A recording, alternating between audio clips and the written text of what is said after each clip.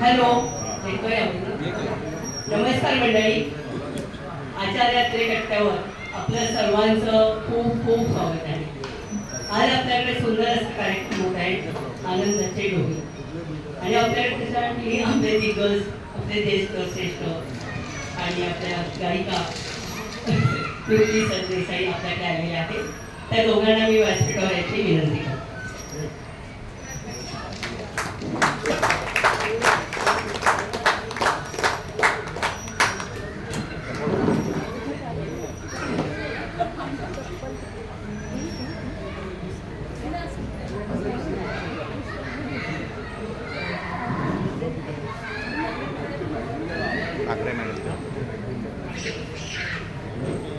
बसा.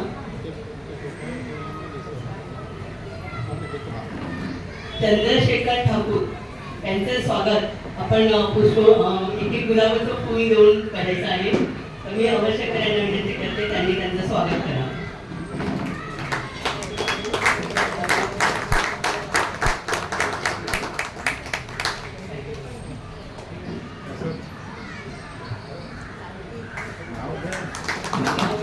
या आहेत कृती सरदेसाई आणि चंद्रशेखर ठाकूर, दोघांचं स्वागत अवश्य करायला केलेलं आहे.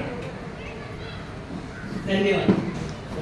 कार्यक्रम विषय मी काही जास्त बोलणार नाही आहे, कारण हे सगळं कार्यक्रम सूत्रसंचालन, गायन, वाचन, नाट्य सगळं काही हे आपले ठाकूर साहेब करणार आहे. फक्त मला एकच सांगायचं आहे की हे आपले पाहुणे नाही आहेत, हे आमच्या घरचेच आहेत. समोर सोबतही पण बसले आणि विजय आपले पण बसलेले आहेत.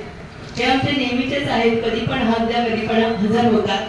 आणि आता पण असंच झालं, सहज विचारलं आणि त्यांनी सांगितलं की हो बघतो मी, 2 मिनिटं मला दे. मी तर आहे पण मी ताईंना विचारतो. आणि 5 मिनिटात त्यांनी मला फोन केला. फोन केला तर केला, एवढंच नाही, त्यांची मदत म्हणजे असं हे सगळे आपली मंडळी असल्यामुळे आपला आचार्यात्रे कट्टा खूप छान चालतोय. त्यांनी मला लगेच सांगितलं काय तू आता एवढं कार्यक्रम 4 दिवसात ठरवलं आणि कसं सगळं मॅनेज करणार तुम्ही. मी म्हटलं हो करतो आम्ही, पण जरा आता आमचे टेक्निशियन सुनील सावंत जरा बाहेर आहेत, त्यामुळे थोडंसं ते पोस्टर जरा बनवायचं. थांब म्हणाले, पोस्टर म्हणू नको, माझ्याकडे तेही तयार आहे. त्यांनी लगेच ताबडतोब 2 मिनिटात मला पोस्टर पाठवलं. आणखी ते झाल्यानंतर म्हणाले मला काही पुष्पगुच्छ हे ते काही द्यायचं नाहीये, मला फक्त एक गुलाबाचं फुल दे. गुलाबाचं फुल म्हटलं ओके, पण तेही तू आणायचं नाहीये, तेही मीच आणणार आहे. म्हणून ही दोन्ही गुलाबाची फुलं स्वतःला घेऊन आले. मंडळी आहेत आपल्याकडे, म्हणून त्यांची आपल्याला साथ आहे आणि आपला कट्टा छान चालतोय. ठीक आहे, जास्त काही वेळ मिळणार नाही, आपला कार्यक्रम सुरू करूया. ताईंची ओळख म्हणजे ताई करते आणि दोघे आपल्याकडे बऱ्याच वेळा आपल्याकडे कार्यक्रम झालेला आहे कट्ट्यावर, तरी पण त्यांची ओळख मी काही बोलणार नाहीये. ते सर आपली स्वतः त्यांची ओळख मध्ये मध्ये कार्यक्रमामध्ये करून देणार आहे. त्याचा मी जास्त वेळ नाही घेता, माहिती सांगते.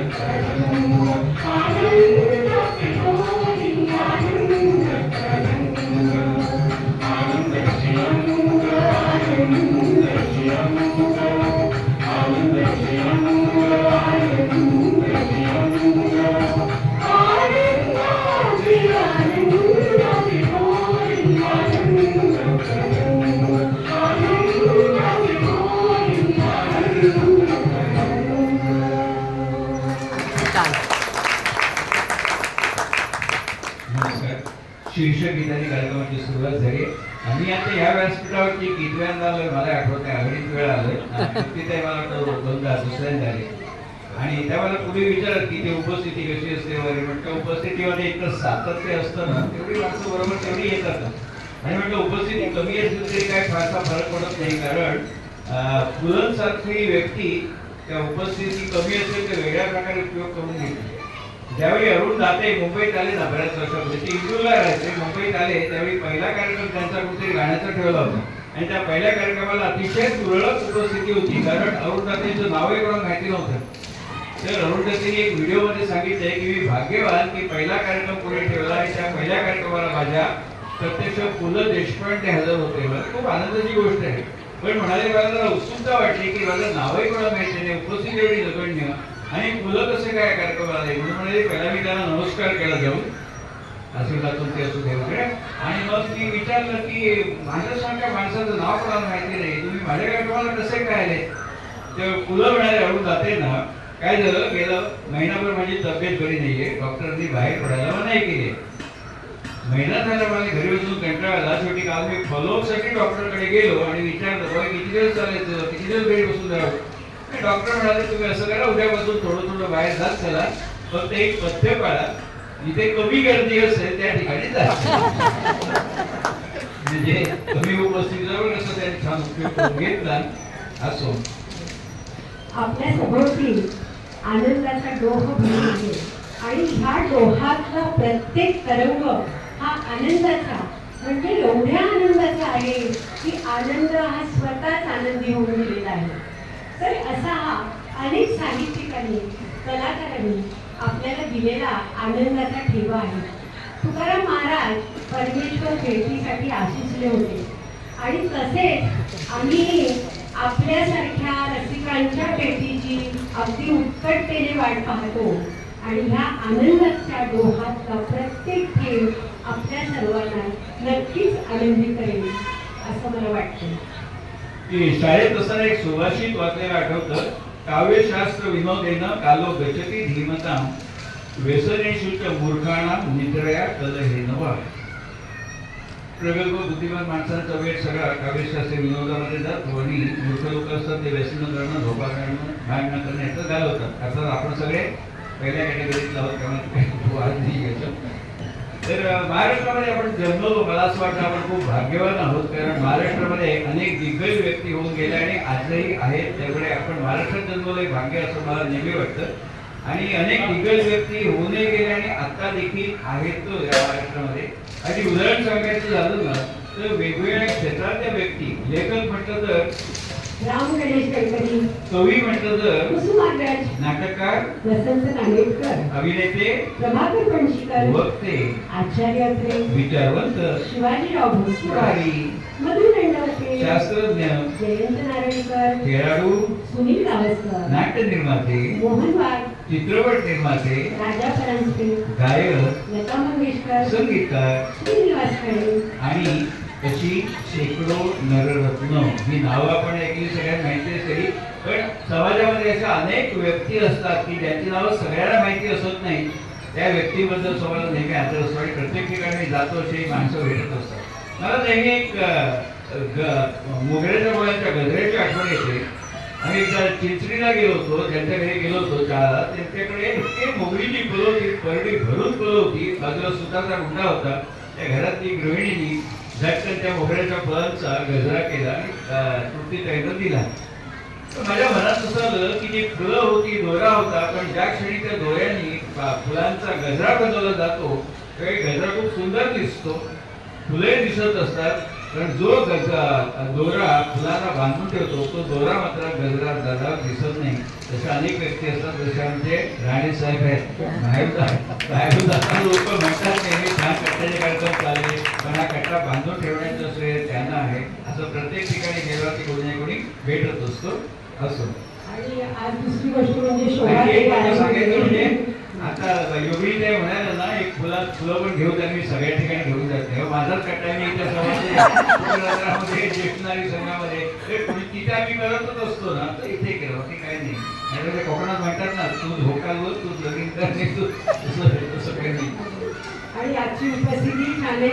शोभाताई आल्या आहेत, तर मला खूप म्हणजे आनंद झाला शोभाताई आल्यामुळे. आणि थोडंसं दडपणही आलं की त्या इतक्या छान लिहितात, त्यांच्या पुढे आपण आता हा साहित्याचा कार्यक्रम करायचा, म्हणजे थोडं दडपणही आलं.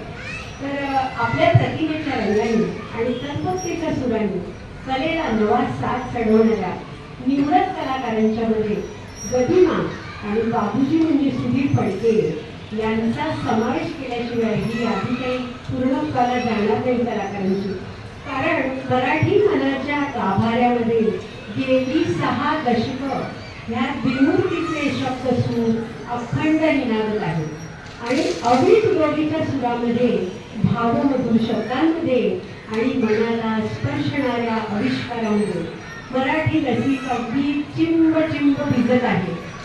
या कलाकारांनी ऐहिक जगातनं एक्झिट घेऊन अनेक वर्ष झाली, तरीही त्यांच्या कलाकृतीच्या चांदणीची जादू जराही आजपर्यंत कमी झालेली नाही, ती उलट वाढतेच आहे. अगदी खरे. ज्यावेळी आपण साहित्यिकांच्या बद्दल बोलतो त्यावेळी प्रथम ओठावर नाव येतं ते आपले सगळ्यांचे लाडके पु ल देशपांडे. पु ल देशपांडे किती चतुरस्र व्यक्तिमत्व त्यांचं, खळखळून हसवणारे विनोद आणि जबरदस्त निरीक्षण हे आपल्या पुलंचं वैशिष्ट्य होतं. बरोबर आपण बोललात, ते पुलंचे गडगोट आपल्या आयुष्यामध्ये घर करून बसले, अगदी आपल्या आजूबाजूला वावरतात असं वाटतं. पुलं हे केवळ लेखकच नाही तर समाजाचा आरसा होते आणि त्यात पडणारी अनेक चित्र त्यांनी गोडगोजिरी करून दाखवली आणि आयुष्याचे अनेक सुंदर क्षण आमच्या पदरी घातले.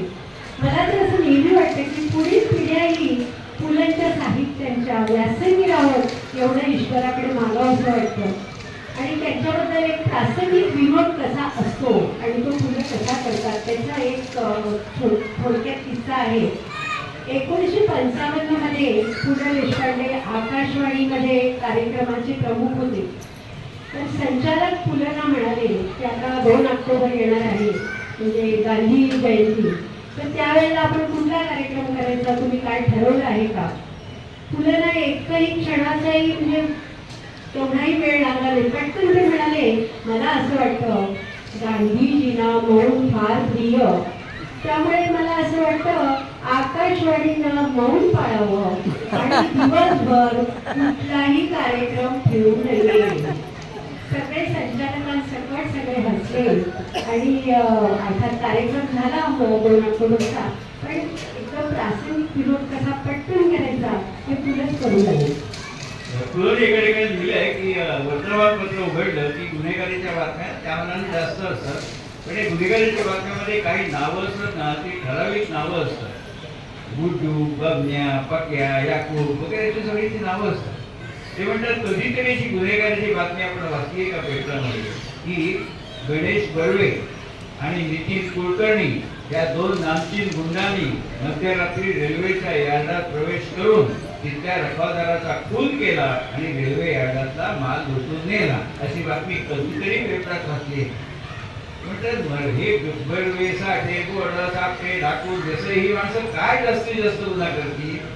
ऑफिसच्या कामासाठी जर बाहेर पाठवलं असेल तर बसने प्रवास करतील आणि टॅक्सीचं भाडं ऑफिसकडनं क्लेम करतील. यापेक्षा जास्त गुन्हा या लोकांच्याकडनं कधी होणार नाही. खरंच त्यांची नावं कधी गुन्हेगारीमध्ये दिसत नाही. आणि त्याच्या उलट म्हणजे आपल्याला धडे होते बघा, टीव्ही जोशी, खळखळून हसणारे विनोद पुल आणि गालातल्या गालात विनोद हसवणारे आमचे टीव्ही जोशी. चिमणरावांचे चराट असा एक धडा असायचा पूर्वी मराठीमध्ये. तर चिमणराव आणि गुंड्याभाऊ ही जोडी आमची टीव्ही जोशीने अजरामर करून दिलेली आहे. एकदा काय होतं, गुंड्याभाऊ आजारी पडतात आणि डॉक्टर त्यांना सांगतात तुम्हाला बरं नाहीये, तुम्ही स्वतःची काळजी घेतली पाहिजे, तुम्हाला हाय ब्लड प्रेशर आहे, तुम्ही जिना अजिबात चढू नका, पण उतरलात तरी चालेल. मी म्हणतो ना प्रगल्भ आपण सगळे अर्थात विनोद तुम्हाला कळाय. मी शाळेत असताना धडा होता, तेच शिक्षक शिकवत होते की डॉक्टर सांगतात गुन्हेगाराला जिने अजिबात चढू नका, उतरायला हरकत नाही. तो विनोद त्या वयामध्ये कळला नव्हता. मग मुंबईला नोकरी लागली तेव्हा कळला की जिना जर चढलाच नाही तो उतरायचा कसा. आणि त्या काही एवढा लिफ्ट नसतं त्यावेळी. तशा काही गोष्टी इकडे आल्यावरतीच कळल्या. आणि चिमणराव गुंडेभाऊ एक मालिका अमराठी लोक सुद्धा खूप मोठ्या संख्येने बघत असत. हे त्या मालिकेचं खरंच यश होतं. आणि अर्थात दिलीप प्रभावळकरांचं तसं आचार्य अत्रेचं एक पुस्तक मी वाचलं होतं, मी कसा झालो. त्यामध्ये आचार्य अत्रेंनी लिहिलं की सोपं बोलणं हे खूप कठीण असतं आणि कठीण बोलणं हे सोपं असतं. सोपं लिहिणं खूप कठीण असतं आणि कठीण लिहिणं खूप सोपं असतं. ते कुठेतरी माझ्या डोक्यामध्ये शिरलं. 11वीत असताना ते पुस्तक वाचलं होतं. बरोबर म्हणताय. मला असं वाटतं की ह्या वाक्याचा प्रभाव तुमच्यावरती आहे. कारण शेअर बाजार या विषयावरती लोकसत्तामधले तुमचे लेख अतिशय सोप्या भाषेमध्ये लिहिलेले असतात आणि तुमचे TV आणि रेडिओवरचे कार्यक्रम मी ऐकलेले आहेत पूर्वी. आणि म्हणजे असं अगदी की माजऱ्यामध्ये बसून आपण गप्पा मारत आहोत अशा साध्या सोप्या भाषेमध्ये तुम्ही तो शेअर बाजार आणि अर्थशास्त्राचा किचकट विषय म्हणजे आमच्या दृष्टीने अवघड असणारा तो तुम्ही सोप्या भाषेमध्ये सर्वांना समजावून देत होता त्यावेळेला. खरे. आणि मला रूढ वाटलं की माझ्या कट्ट्याशी मी जोडला गेलो होतो. शेअर बाजारच्या कार्यक्रमामध्ये जोडला गेलो. पहिला कार्यक्रम शेअर बाजारावरती. त्याकाळी शेअर बाजार म्हणजे 2001ला वगैरे शेअर बाजारामध्ये लोकांना एवढा रस नसे. आता लोक ऐकायला येतात. तर माझं कौतुक राहू दे बाजूला. आईची महती गोविंदा ग्रजाने किती मोजके शब्दात सांगितले. आई खूप छान सांगतात. कारण शिक्षिका होत्या त्या. त्यांची ओळख करून दिली म्हणजे त्यांच्या कार्यक्रमात तसं उत्तम शिक्षिका होत्या. महापौर पुरस्कार त्यांना मिळाले. गद्यलेखन करतात, पद्यलेखन करतात, आयोजन कार्यक्रमात करतात आणि उत्तम गृहिणी देखील आहेत. ही बाजू सगळी उत्तम गृहिणी तसं त्या करिअर करायला तिकडे दुर्लक्ष नसतं. तर गोविंदा ग्रजांबद्दल मी सांगते की साधे आणि सोपे शब्द किती प्रभावी असतात. त्यांनी एक कविता लिहिली होती गोविंदा ग्रजांनी, म्हणजेच राम गणेश गडकरी. ते म्हणतात, हे हृदय कसे आईचे मी उगाच सांगत नाही, जे आनंदेही रडते दुःखात कसे तोडून. किती साध्या सोप्या शब्दामध्ये त्यांनी आईविषयी लिहिले आणि हृदयाविषयी लिहिले. मला पण बरीच नावं वाचली ना. त्यामध्ये विविध क्षेत्रातली दिग्गज माणसं होती. जसं नाटककार म्हटल्यावरती शंदान नवरे. शंदान नवरेचं एक नाटक होतं सूर्य राहुदे याचं. त्या सूर्य राहुदेमध्ये शंकर घाणेकरांची एक भूमिका होती खेड्यातल्या डॉक्टरच्या कंपाऊंडरची. शंकर घाणेकरांचं वैशिष्ट्य म्हणजे 15-20 मिनिटात ती भूमिका असली तरी ते आपली छाप उमटवून जात तसं त्या भूमिकेवरती. तर तसं ते नाटक होतं. त्यामध्ये खेड्यातला कंपाऊंडर दाखवले शंकर घाणेकर. आणि शंकर घाणेकरांचा आवाज थोडा अनुनासिक होता. त्यामुळे त्या भूमिकेला विनोदी भूमिकेला पूरक असत. तर त्यावर एक वाक्य छान शंकरांनी लिहिलाय संवाद शंकर घाणेकरांसाठी. तर तो संवाद असा आहे, शंकर घाणेकर त्यांच्या बाजूला एक समाजसेवक उभे असतात. त्या समाजसेवकाला हे कंपाऊंडर सांगतात शंकर घाणेकर, माझ्या वडील नेहमी म्हणायचे जिथे आधीच प्रकाश आहे तिथे जाऊन मेणबत्ती लावण्यापेक्षा जिथे अंधार आहे तिथे जाऊन मेणबत्ती लावावी, म्हणजे अंधाराला जेवढा आनंद होतो त्यापेक्षा जास्त आनंद मेणबत्तीला होतो. त्यावर ते समाजसेवक विचारतात, खरे रे तुझे वडील म्हणतात, ते काय करतात तुझे वडील? माझ्या वडील इलेक्ट्रिसिटी बोर्डामध्ये वायरमन होते, शॉक लागून वाढले. तो समाजसेवक म्हणतात की खरं रे बाबा, इलेक्ट्रिकची कामं झोपवीची दिवाळीची सगळी शॉक लागतो काय होतं वगैरे. नाही ना, त्याला तसा शॉक नाही लागला. मग मी 11वी SSLC ला 11 वेळा नापास झालो त्या शॉकने. आणि गंमत म्हणजे हा नाटक संधानी साहित्य हा संवाद मूळ नाटकात नव्हता, शंकर घाणेकरांनी घेतले, एडिशन होती ती, पण ती एवढी चालली त्यामुळे पुढच्या आवृत्तीमध्ये संधानी तो संवाद घातला, मूळ नाटकामध्ये तो संवाद नव्हता. तर अशी सगळी. आणि ही खरंच इतकी मोठी मंडळी होती ना, जसे प्रभाकर पणशीकर, कमी नाटकाच्या कार्यक्रमामध्ये बोलत नाही, पण प्रभाकर पणशीकरांचे जे स्पष्ट शब्दोच्चार होते ना, न्याय आपण नेहमी न्याय, प्रभाकर पणशीकर न्याय म्हणत आहे, न्याय म्हणून अश्रूंची लायब्ररीमध्ये त्यांचा एक संवाद येते. प्रिन्सिपल विद्यानंद प्रामाणिक असतात आणि त्यांना संस्था चालक त्यांचा कट करून त्यांना तुरुंगामध्ये जातात. तर नैरेश्वर कुणी ते म्हणतात, आता आपण नेहमी आपलं काय वाक्प्रचार आहे, न्याय देवता आंधळी असते, मी ती बघत नाही समोर गरीब आहे काय श्रीमंत आहे, ते जे योग्य असेल ते करणार, पण ते न्याय देवता आंधळी असते हा याचा उपयोग वेगळ्या प्रकारे करून घेतला वसंत कालेटकरांनी अश्रूंची झाली पुण्यामध्ये. ते विद्यानंद म्हणतात, प्रिन्सिपल विद्यानंद, न्याय देवता आंधळी असते असं म्हणतात. न्याय देवता खरोखरच आंधळी असते, म्हणून धर्मापासारखे बदमाश तिला हातोहात फसवतात आणि बळी जातात ते निष्पाप विद्यानंद. हे न्याय देवता आंधळी असते, तिला दिसत नाही धर्मापा बदमाश आहे त्याला म्हणतात. हे वेगळ्या प्रकारे त्यांनी मांडलं. तर असं एक म्हणून वाटून नाही सगळी जुनी नाटकं वगैरे ते दिवस परत यावेत आणि ती नाटकं परत तशी मूळ संसारात यावी, कारण ते आपल्या डोक्यामध्ये त्यांनी घर केले. तसं कधी कधी मला असं वाटतं की आपण विद्यार्थी व्हावं आणि विंदा मास्तरांच्या वर्गात बसावं, कुणाकडून काय घ्यावं हे त्यांनी शिकवावं आणि वर्गातून बाहेर पडताना विंदांकडून कवितेची हिरवी पिवळी शाल घ्यावी आणि आयुष्यभरासाठी समाधानाने अंगावर ओढून घ्यावी. कधी कधी मलाही असं वाटतं की साने गुरुजींच्या वर्गात जाऊन बसावं आणि श्यामच्या येणाऱ्या प्रेमळ श्यामला अनुभवावं, त्याच्या डोळ्यातलं अपार प्रेम माया अनुभवावी आणि खेळात तो एकची धर्म ही शिकवण त्यांच्याकडून आपण घ्यावी. कधी कधी मला असंही वाटतं बोरकरांच्या वर्गात बसावं आणि त्यांचे सागरासारखे सागरापरी गहिरे डोळे अनुभवावे आणि हे जीवन त्यांना कळले हो, हे तुम्ही मलाही शिकवाल का असं त्यांना विचारावं. कधी कधी मला वाटतं की कुसुमाग्रजांच्या वर्गात जावं. कशा साई विजविशी डोळे उजळत तुझे भालं, रात्रीच्या गर्भात उद्याचा असे कुशक काल, अशी आशा जागवत यावं आणि पाठीवर तात्यासाहेबांचा हात असावा. लढ रे पोरा म्हणताना ऐकताना आपला पाठीचा कणा ताट व्हावा.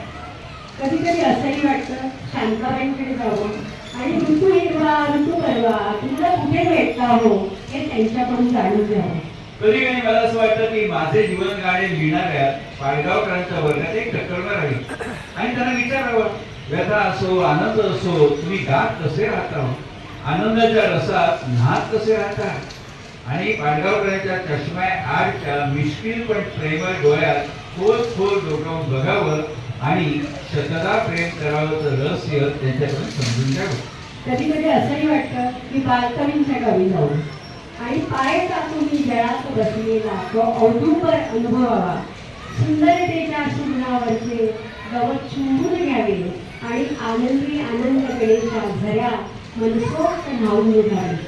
कधी कधी मला वाटतं की सुरेश भटाला आठवतं, चांदण्यात फिरताना त्यांच्याशी संवाद साधावा आणि दुभंगून जाता जाता मी अभंग कसा झालो हे त्यांच्याकडून ऐकावं.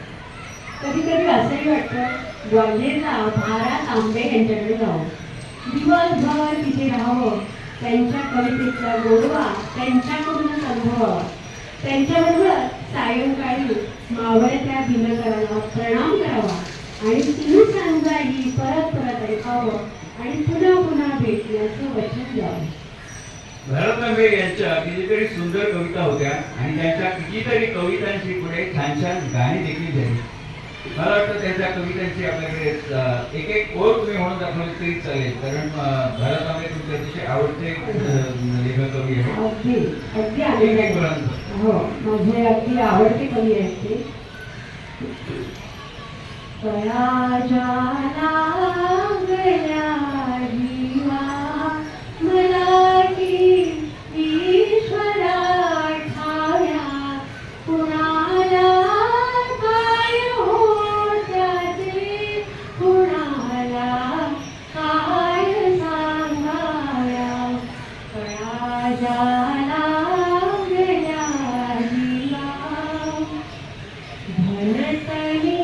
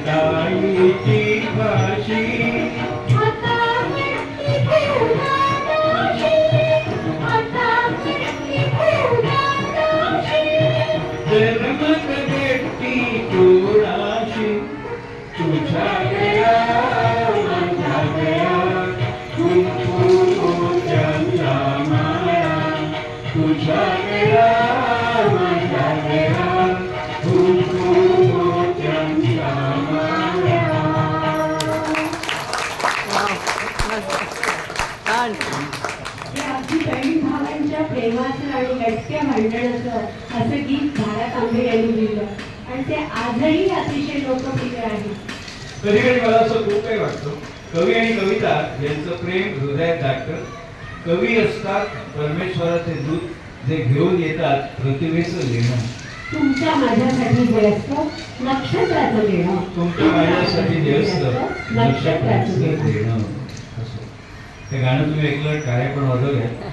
ताईचा कार्यक्रम ते झाला होता, फक्त त्यावेळी मी नव्हतो एखाद्या वाटत आला होता, कारण माझा दुसरीकडे कार्यक्रम चालू होता. तर त्याच्या गीतोक्तीचे 94 कार्यक्रम झाले. 100 मुंबईमध्ये आहे आता. आणि त्या कार्यक्रमामध्ये मी निवेदन करत असतो आणि ते अनेक वेळा आज जसं आज किती मंडळी करत आली आहेत. अंजलीताई पडाव्या चौथ्यांदा कार्यक्रमाला खरंच आनंद होतो की रिपीट ऑडियन्स एक प्रकारे पोचपावती असते कार्यक्रमाची. तर अपनावटरला आता गेल्या 15 दिवसापूर्वी अपनावटर अंधेरीला कार्यक्रम केला होता, त्यांचा वर्धापन दिन होता. तिथे पण अंधेरीताई आले होते. तर तिथे काय झालं, आयोजक म्हणाले की तुमचा 1.5 तासाचा कार्यक्रम असतो, आम्ही 1.5 तास देऊ शकत नाही, आणखी कार्यक्रम आहे, तुम्हाला मी 1 तास देऊ. तुम्ही काय करा, 1.5 तासात 13 गाणी म्हणता, मग 1 तासात होती तेवढी म्हणा, निवेदन करू नका. म्हटलं ठीक आहे, गाण्याची आवड आहे की निवेदन केले की गाण्याची संख्या कमी होते. म्हटलं 1 तास आम्ही 59 मिनिटात संपू, काळजी करू नका, होती तेवढी गाणी घेऊ. पण त्या कार्यक्रमाचा रिपीट ऑडियन्स होते. ते म्हणाले यावेळी तुम्ही निवेदन केलं नाही, तुमचं निवेदन ऐकायला मी उत्सुक होतो, असं काय म्हणून. आता त्यांना काय सांगू, आयोजकांनी सांगितले निवेदन करू नका, गाणी जास्ती असतं म्हणून. मी त्याला म्हटलं हो काय आहे, मंगेश पाडगावकरांची एक चारोळी मी बऱ्याच वर्षापूर्वी एक वाचली होती. मंगेश पाडगावकर म्हणतात, प्रेम कधी कुणाचं तराजूमध्ये तोलू नये, प्रेम कधी कुणाचं तराजूमध्ये तोलू नये, कोणी गाणं म्हणत असेल तर आपण तिथे बोलू नये.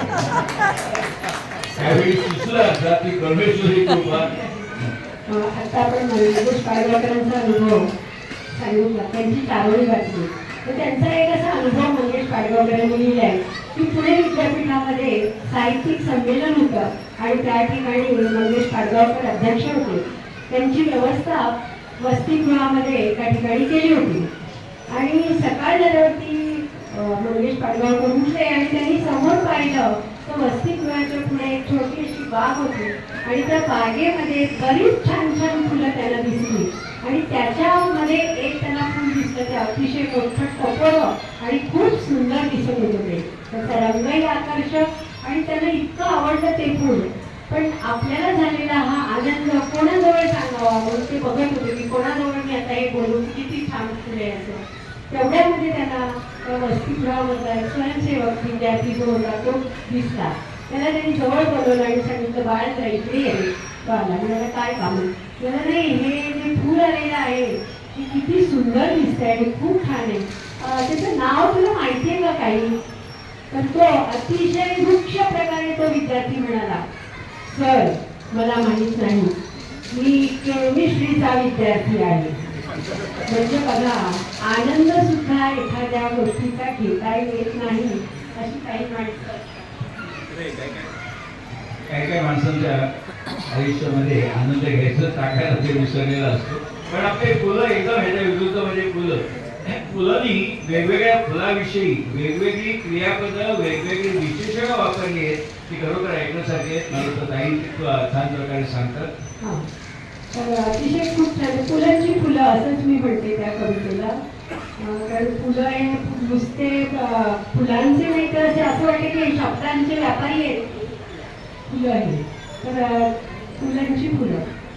फुले वेचावी पारिजातकाची, फुले माळावी मोगऱ्याची, फुले जपावी बकुळीची, फुले दरवळावी चाफ्याची, फुलं फुलावी गुलाबाची, फुले बहावी अनंताची, फुले बहरावी बहाव्याची, फुले घमघमावी रातराणीची, फुले फुलावी कमळाची, फुले झुलावी मधुमालतीची, फुले रंगावी जास्वंदाची आणि फुले ओघळावी बुट्ट्याची, फुले मोहरावी आंब्याची, फुले भरावी केळ्याची, फुले नागरी अबोलीची, फुले निगरवी गोकर्णीची, फुले उजळावी जेटूची, फुले तोलावी केशराची आणि फुले उमलावी ब्रह्मकमळाची, फुले निरखावी कृष्णकमळाची, फुले निरखावी कृष्णकमळाची, फुले निरखावी कृष्णकमळाची.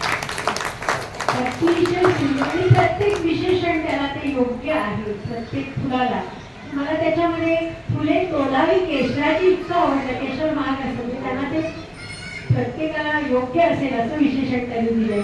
जसं बकुळीची फुलं जपावी, कारण बकुळीचं फुल काळं झालं तरी सुद्धा त्याचा सुगंध म्हणून दरवळत असतो.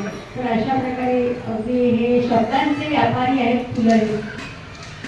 तिथं व्याख्यानानिमित्त देशभर फिरणं झालं आणि म्हटलं केल्याने देश वाटताना पंडित मैत्री वगैरे ते खरं की अनेक ठिकाणचे अनुभव आपल्याला दिवस बघायला मिळतात. आपण असं वाटतं मुंबईकर खूप सुखी होतो. बटन दाबलं की लाईट लागतो, नळ उघडला की पाणी येतं. बाहेर एवढी वाईट परिस्थिती असते खेडोपाडी पाण्यासाठी डावीट दिशा आम्हा फिरवशी जगत दिशा असं. मी एकदा साताऱ्याला गेलो होतो. एक साताऱ्यापासून लांब खेडं होतं. ते आजी म्हणाल्या कुठं झाला तुमचं मुंबईवर? बरेच होतं मुंबईकरांचं रोड शेडिंग नाही काय नाही काय नाही सगळे सुख आहे तुम्हाला. आमच्याकडे म्हणाले 24 तास विजेचा लपंडाव चालू असतो. फ्रीज लावता येत नाही, वस्तू खराब होतात. ते म्हणाले की खाली पाणी आहे टाकीमध्ये पण ते वरती चढवायला वीज नसल्यामुळे पाणीवर चढवता येत नाही. त्यामुळे नेहमी म्हणाला आम्हाला जो त्रास हो मुंबईकर तुम्ही सुखी आहोत. आणि एकदा मी अहमदनगर मधून चालू होतो. अहमदनगर पासून एक 14-15 किलोमीटरवरती एक खेड्यातनं गाडी चालली होती. हो 12-14 वर्षाच्या मुली डोक्यावर झेंडा कमरेवर कळशी घेऊन भर दुपारी उन्हातनं पाणी घेऊन जात होत्या. मग गलगल म्हटलं एवढी वाईट परिस्थिती आहे. आणि गंमत म्हणजे असं वाटतं की मुंबईमध्ये आम्हाला पाण्याची काही तसा त्रास नाही कोणाला होतो. पण मग आम्हाला काय अधिकार आहे हो 2-2-3-3 बाऱ्या पाणी आहे म्हणून करायचं. तेव्हापासून ठरवलं की कधीही आंघोळीला एक बादलीच्या वर पाणी घ्यायचं नाही. कारण ज्या वयामध्ये शिकायचं खेळायचं बागडायचं त्या वयामध्ये या मुली उन्हातनं 2-4 किलोमीटर पाणी घेऊन येत असतात. आणि एकदा मी तृप्ती त्यांना किस्सा सांगितला. त्याचं वैशिष्ट्य म्हणजे त्यांना विषय मिळाला की लगेच त्याच्या डोक्यात ते घडत असतो. तेव्हा कविता चांगल्या याने करत असतात. मुलीचं काहीतरी वेगळ्या करायची म्हणून करत नसतात त्या. तेही त्यांना साहित्यामध्ये आपण कुठेतरी त्यांना ते काळजात थोडं जतन झाले की 12-14 वर्षाच्या मुली उन्हातनं पाणी आणतात. दुसऱ्या दिवशी त्यांनी कविता केली आणि मला व्हॉट्सअपवरती पाठवली. त्या कवितेचं नाव होतं पाणी पाणी. आणि मला वाटतं ती कविता त्यांच्याकडे नक्की संयुक्तिक होईल या आजच्या दिवसाला. मुख्य म्हणजे त्यावेळेला एक स्पर्धा होती कवितेची. आणि त्यांनी सांगितलं की आशय कलम पाहिजे, खाली काहीतरी असं त्या ह्याच्यामध्ये एखाद्या प्रश्नाबद्दल लिहिलेलं असं पाहिजे. मला वाटतं हा प्रसंग चांगला आहे, मग मी त्याच्यावरती ती कविता लिहिली पाणी पाणी. आणि मुख्य म्हणजे त्याला मला पुरस्कार पण मिळाला त्या कवितेला, कारण ती आवडली परीक्षकांना. ती कविता सादर करते पाणी पाणी. काम होते व्याख्यानाचे दूर खेड्यात दुपारी, रवी किरणांचा दाह भारी उष्णता विखारी, डेरेदार वृक्षाखाली क्षणभर विसावलो, थोडा शीतल गारवा मनोमनी सुखावलो, दोन शाळकरी मुली हंडा कमरे धरून, छोटी कळशी डोईला पाणी नेतसी भरून, चिमुकले दोन हात किती त्यांनी थकायचे, वर्ण वर्ण जलासाठी दूरवर चालायचे, दुःख कणव वेदना आली नयनी गाठून, कित्येकांचे जाते असे बालपण कोमेजून, संभाषणातून कळे रोज असे जगायचे, पाणी दररोज हवे मग काय करायचे, रोज स्नानासाठी किती घेतो बाटल्या भरून, आता पुरेसे घेईन पूर्ण विचार करून, सारे शहरी आपण पाणी जपून वापरू, खेड्यातील बांधवांचे कष्टप्रद जीवन स्वरू, खेड्यातील बांधवांचे कष्टप्रद जीवन स्वरू, खेड्यातील बांधवांचे कष्टप्रद जीवन स्वरू.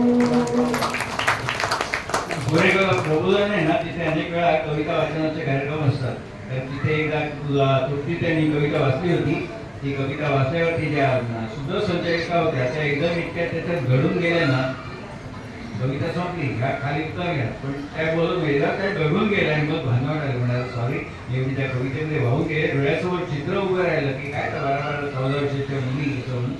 तर तुपट्यांच्या आणि तुपटीलाही कविता खूप करतात. त्यांना कवितेसाठी कुठचाही विषय वावडा नसतो. म्हणजे 10व्याला पिंडाला शिवणारा कावळा हा सुद्धा विषय त्यांनी कवितेसाठी घेतलेला आहे. आणि ती अतिशय छान कविता आहे, म्हणजे विडंबन वगैरे अशी नव्हे.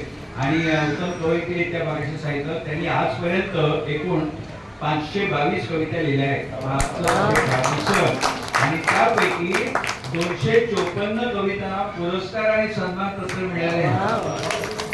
पोलिसांमध्ये स्टॅटिस्टिक्स सरकारला द्यायला लागतं की 100 गुन्हे दाखल झाले तर किती गुन्ह्यांची उकल गेली, किती शिक्षा झाली, म्हणजे सक्सेस रेट किती आहे. तर त्यांचा सक्सेस रेट 50%पेक्षा जास्त आहे असं. आणि शिकागोला महाराष्ट्र मंडळ आहे, तिथे पण त्यांनी काव्यवाचनाचा कविता वाचनाचा कार्यक्रम केला. तर लीड तसं तर झूमद्वारे त्यांनी सांगितले परत एकदा करा, अर्थात वेगळ्या कविता घेऊन. तर बघायचं आपण खूप नामावळी घेतली या सगळ्या कलाकारांची. त्यात एक नाव आहे म्हणजे दादा कोंडके. दादा कोंडके म्हटलं की आपल्याला पहिलं डोळ्यासमोर येतो म्हणजे ज्वेलची संवाद. नाही हो, दादा कोंडके भयंकर प्रतिभावान होते. सलग ओळीने 9 चित्रपट रौप्य महोत्सव साजरा झाला. असे एकमेव निर्माते, हा जागतिक विक्रम आहे. सलग 9 चित्रपट 25 आठवडे चाललेला रौप्य महोत्सव. आणि त्यांचं एक लोकनाट्य होतं, सगळ्यांना माहिती आपण एका सुयोगातले होते, विच्छा म्हणजे पुरीकरा लोकनाट्य त्यांचं जे होतं ते खूप चाललं होतं. 2800 प्रयोग झाले आणि प्रत्येक प्रयोग ताजा. मी ते 8 वेळा घेतलं होतं विच्छा म्हणजे पुरीकरा, कारण प्रत्येक प्रयोग ताजा वाटायचा. कारण दादा काय करत असत, नजीकच्या काळात घडलेल्या घटनांचा परामर्श घेत असत, त्यामुळे ते नवीन नवीन वाटायचं ताजं. एकदा मी ह्या गोष्टीला जवळजवळ 45 वर्ष झाली. 45 वर्षापूर्वी पुण्याला एकदा मी गेलो होतो काही कामाला. टिळक रोडवरून येता येता भरतनाट्य मंदिर दिसलं. बाहेर बोर्ड वगैरे नाटकाचं त्यात लिहिलं होतं आज रात्री 8:30 वाजता विच्छा म्हणजे पुरीकरा. रात्री काही काम नव्हतं, तिकीट काढलं आणि रात्री नाटकाला गेलो. त्या विच्छा म्हणजे पुरीकरा लोकनाट्य ते बघायला गेलो. त्या प्रयोगाला योगायोगाने बाळ कोलटकर, नाटककार बाळ कोलटकर आले होते. अर्थात त्यांना सन्मानाने पहिल्या रांगेत बसवलं होतं. दादा कोंडकेंचं म्हटलं वैशिष्ट्य म्हणजे आलेल्या सगळ्या घटनांची दखल घ्यायची, आलेल्या पाहुण्यांची दखल घ्यायची. तसं प्रयोग सुरुवातीला काय विचारवाडी पुणेकरांमध्ये दादा कोंडके आणि वसंत सबनीस लेखक त्यांचं ओव्हर म्हणून सुरुवातीला असे प्रास्ताविक असायचं. ओव्हर सेनापती आणि प्रधान अशी ती भूमिका होती. राजाचं निधन, प्रसंग असा राजाचं निधन झालेलं असतं. ते सेनापती आणि प्रधान दादा कोंडके आणि वसंत सबनीस चर्चा करत असतात. महाराजाचं निधन झालं, अंत्ययात्रा काढायची, लोकांना बोलवायला लागेल आणि ते आधी काढत असतात, कोणाला बोलायचं कोणाला बोलवायचं. आणि तेवढ्यामध्ये समोर बाळ कोलटकर बसलेलेच होते. उत्स्फूर्तपणे वसंत सबनीस म्हणाले, अरे हो, बाळ कोलटकरला आपण बोलायला पाहिजे, बाळ कोलटकर बोलायला पाहिजे. दादा कोंडके नको त्याला बोलू नका, का ते स्मशानामध्ये डीला डी लावून काहीतरी कविता करत बसतील. डीला डी म्हणजे त्या काही त्यांचं वाहतोय ध्रुवांची जोडी नाटक जोरात चालू होतं. त्यामध्ये जी पद्यरचना असेल शेवटच्या शेडी वडी कुडी कडी वगैरे ते डीला डी लावून कविता करत असतील, त्याला बोलू नका. का वसंत सबनीस म्हणतात, दादा तुम्ही थट्टा करताय, पण तुम्हाला येत अशी एखादी कविता डीला डी लावून? अरे पण हात ते काय का हात करतो. आणि खरोखर त्या प्रसंगाचा मी साक्षीदार आहे. दादा कोंडकेंनी फक्त स्टेजच्या छताकडे 5-7 सेकंद बघितलं आणि तिथल्या तिथे ह्या वातोय दुर्वाची जोडी ह्या पद्याची विडंबन त्यांनी करून कविता तिच्या तिथे लिहिली, म्हणून दाखवली. ते असं होतं विडंबन. सुंदर त्यांनी वातोय दुर्वाची जोडी नाटक बघितले, त्यांना आठवत असेल त्या जो पदांचा जो भास होता ना, तो भास देखील तसा दादा कोंडकेंनी या विडंबनामध्ये राखला होता. सुंदर पोहे पातळ पातळ खमंग तुकडे खोबरे पुष्कळ शेंग कुरमुरे आणि डाळ या सर्वांनी विविध चवीने असा बनविला चविष्ट चिवडा, पडते ज्यावर उडी बांधतो ही चिवड्याची पुडी. काळाचा गटरा झाला भरतनाट्यमध्ये आणि बाळ कोलटकर स्वयंस्फूर्त उठून स्टेजवर गेले आणि दादा कोंडकेंना त्यांनी साष्टांग नमस्कार घातला. म्हणजे एका कलाकारांनी दुसऱ्या कलाकाराला दिलेली ती प्रत्येकाची निर्मळ निर्भेळ अशी ती सन्मान होता, मान नव्हता तुमचा. आणि काय मला अजूनही वाटतं त्या 45 वर्षापूर्वी मोबाईल नव्हते. आज मला वाटतं जर त्यावेळी मोबाईल असते ना तर त्या प्रसंगात तुम्ही एक फोटो काढून घेतला असता. साष्टांग नमस्कार घातला बाळ कोलटकरांनी दादा कोंडकेंना. तर मोबाईल नसावा ते काय त्यावेळी जमलं नाही. मोबाईल नाही म्हणून आमचे काशीनाथ गाडीकर एकही त्यांचं नाटक वगैरे नाही होत. त्यावेळी मोबाईल असताना तो चोरून का होईना एखादा प्रवेश रेकॉर्ड करता आला असता, पण ती गेला. तुम्ही मोबाईल लँडलाईन काहीच नव्हतं, पोस्ट कार्डाशिवाय पर्याय नव्हता. आणि टेलिग्राम करायचा कधीतरी आवश्यक वाटलं तर कुठेतरी तार तुटलेली असायची, तोही मार्ग बंद व्हायचा. आणि पत्र मिळायला सुद्धा 5-5, 6-6 दिवस जायचे. मी असं एकदा ऐकलेले की बारशाचं निमंत्रण पहिल्या वाढदिवसाला मिळालं होतं, इतका वेळ लागला पत्र. आणि मला ती अजून आठवण आहे, लहानपणी मधल्या सुट्टीमध्ये जेव्हा मी घरी यायचे तेव्हा माझी आई पोस्टमनची वाट बघत असायची. म्हणजे ती ठराविक वेळ की त्या वेळेला पोस्टमन येतो, पत्र देतो. मग तिचं ती उत्सुकता असायची, आपल्या भावाचं पत्र येतं का, बहिणीचं येतं का. तर आणि ते पत्र आलं की त्याचं इतके वेळा वाचन व्हायचं, प्रत्येक जण वाचायचं, सामूहिक वाचन व्हायचं कितीतरी वेळा. आणि ते पत्र एवढं पूर्ण भरलेलं असायचं, साधं पोस्टकार्ड. खाली लिहायला सुद्धा जागा नसायची की मोठ्याला नमस्कार लहानांना आशीर्वाद, मो न ल आ असं लिहिलेलं असायचं त्याच्यामध्ये. आणखी ते पत्र वाचल्यावरती सगळ्यांनाच आनंद व्हायचा की संग्रहाने ठेवून द्यायचे पत्र. आता मामाचं पत्र आलं बरं का असं आई सांगायची आम्हाला. आणि आता आपण पत्र तर बंदच झालं आता पाठवणं एकमेकांना. आता फोनवर आपण संपर्क करतो, मोबाईलवर करतो. पण जी जिव्हाळा आणि जी आत्मीयता पत्रामध्ये होती ती आपल्याला फोनवरच्या बोलण्यामध्ये आपल्याला आढळत नाही. तो जिव्हाळा नाही, ती ममता माया राहिली नाही. बोलतो आपण फोनवरती, फोन मोबाईलमुळे काय झालं, सगळं सुलभ झालंय, सोपं झालंय आणि जलद झालंय. पण काही वेळेला काय होतं, या मोबाईलचा अतिरेक सुद्धा होतो. आता त्याच्यावरती मी एक विडंबन कविता लिहिली होती. विडंबन कविता आता इथे पुष्कळ साहित्यिक बसलेले आहेत, त्यांना माहिती आहे की एखादं भावगीत किंवा भक्तिगीत किंवा चित्रपटगीत जे प्रसिद्ध असेल त्याच्यावरती विडंबन काव्य लिहिलं जातं. तर अवघाची संसारमध्ये एक गाणं होतं जे वेड मजला लागले, त्याच्यावरती मी विडंबन गीत एक लिहिलं होतं. तर आणि मुख्य म्हणजे मोबाईलचं वैशिष्ट्य असं असतं की मोबाईल हा सर्वांचा असतो, पण ज्याच्या हातामध्ये मोबाईल असतो तो मात्र कोणाचाही नसतो, तो फक्त त्या मोबाईलचा असतो. तर ही कविता मोबाईलच्या वरची, मोबाईलचं वेळ, ही ठाकूर सर म्हणून आपण तिथे खूप छान म्हणतात ती कविता. तर आपण ऐकूया. ताईने म्हणाल्या की पोस्टकार्डमध्ये जो जिव्हाळा होता तो मोबाईल फोनवरती नाही.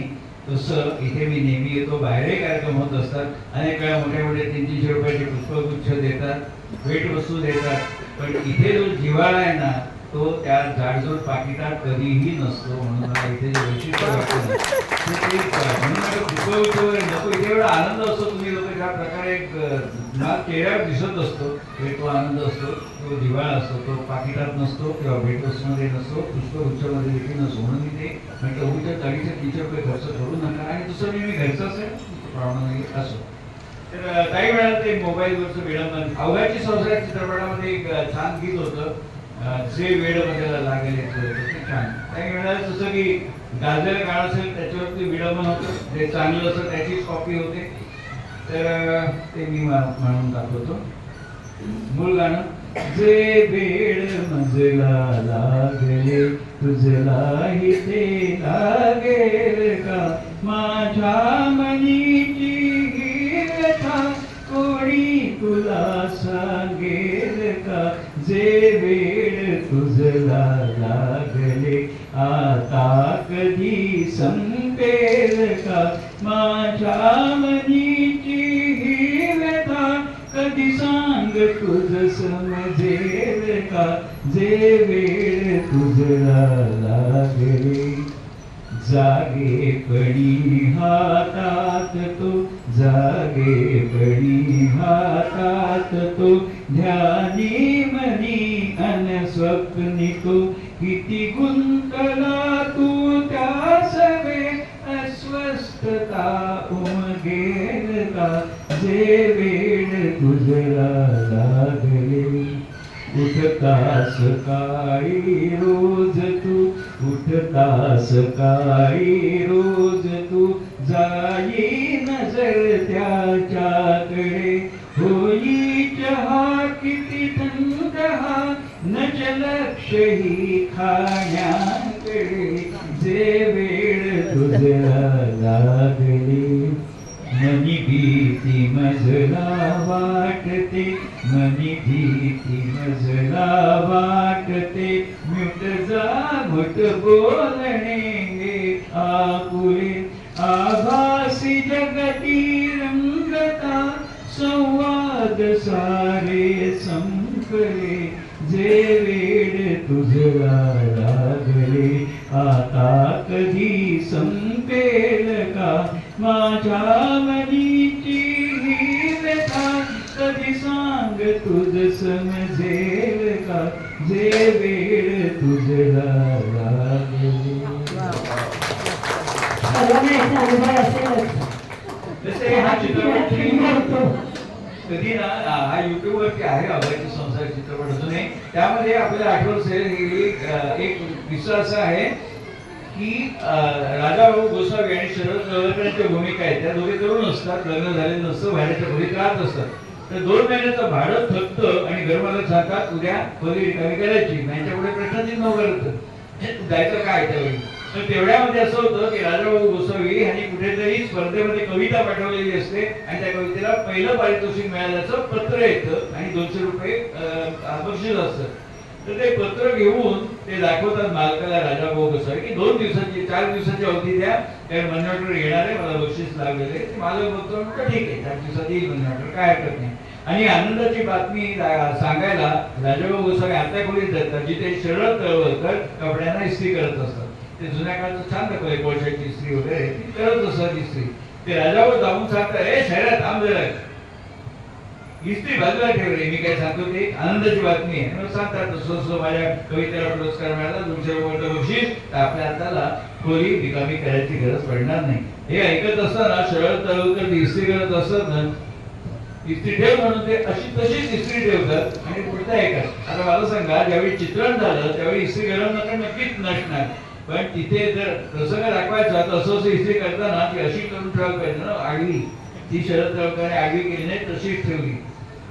त्यामुळे आपल्याला असं लक्षात येतं कशी कपडा जळून नाही का जाणार. म्हणजे अभिनयाचा बारकावा तो, ही मंडळी खरंच मोठी आहेत, मी टीका करत नाही, पण अनेक वेळा काय होतं छोट्या छोट्या गोष्टी मोठ्या लोकांच्या सुद्धा लक्षात येत नाही. त्यांच्या लक्षात आलं नाही, इस्त्री शिकून ती तशी ठेवली त्यांनी, ती मला जाणवलं असं.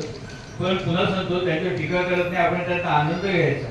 कारण काय होतं, शाळेत असताना एक धडा होता एडिसन, शास्त्रज्ञ एडिसनचा. एडिसननी मांजरांसाठी एक पिंजरा बनवून घेतला सुताराकडून, तुम्हाला सगळ्यांना माहिती असेल ते. सुताराकडून पिंजरा बनवून घेतला आणि सुताराला सांगितलं की या पिंजऱ्याला 2 दरवाजे कर, एक मोठ्या मांजराला आणि एक मांजराच्या पिलाला.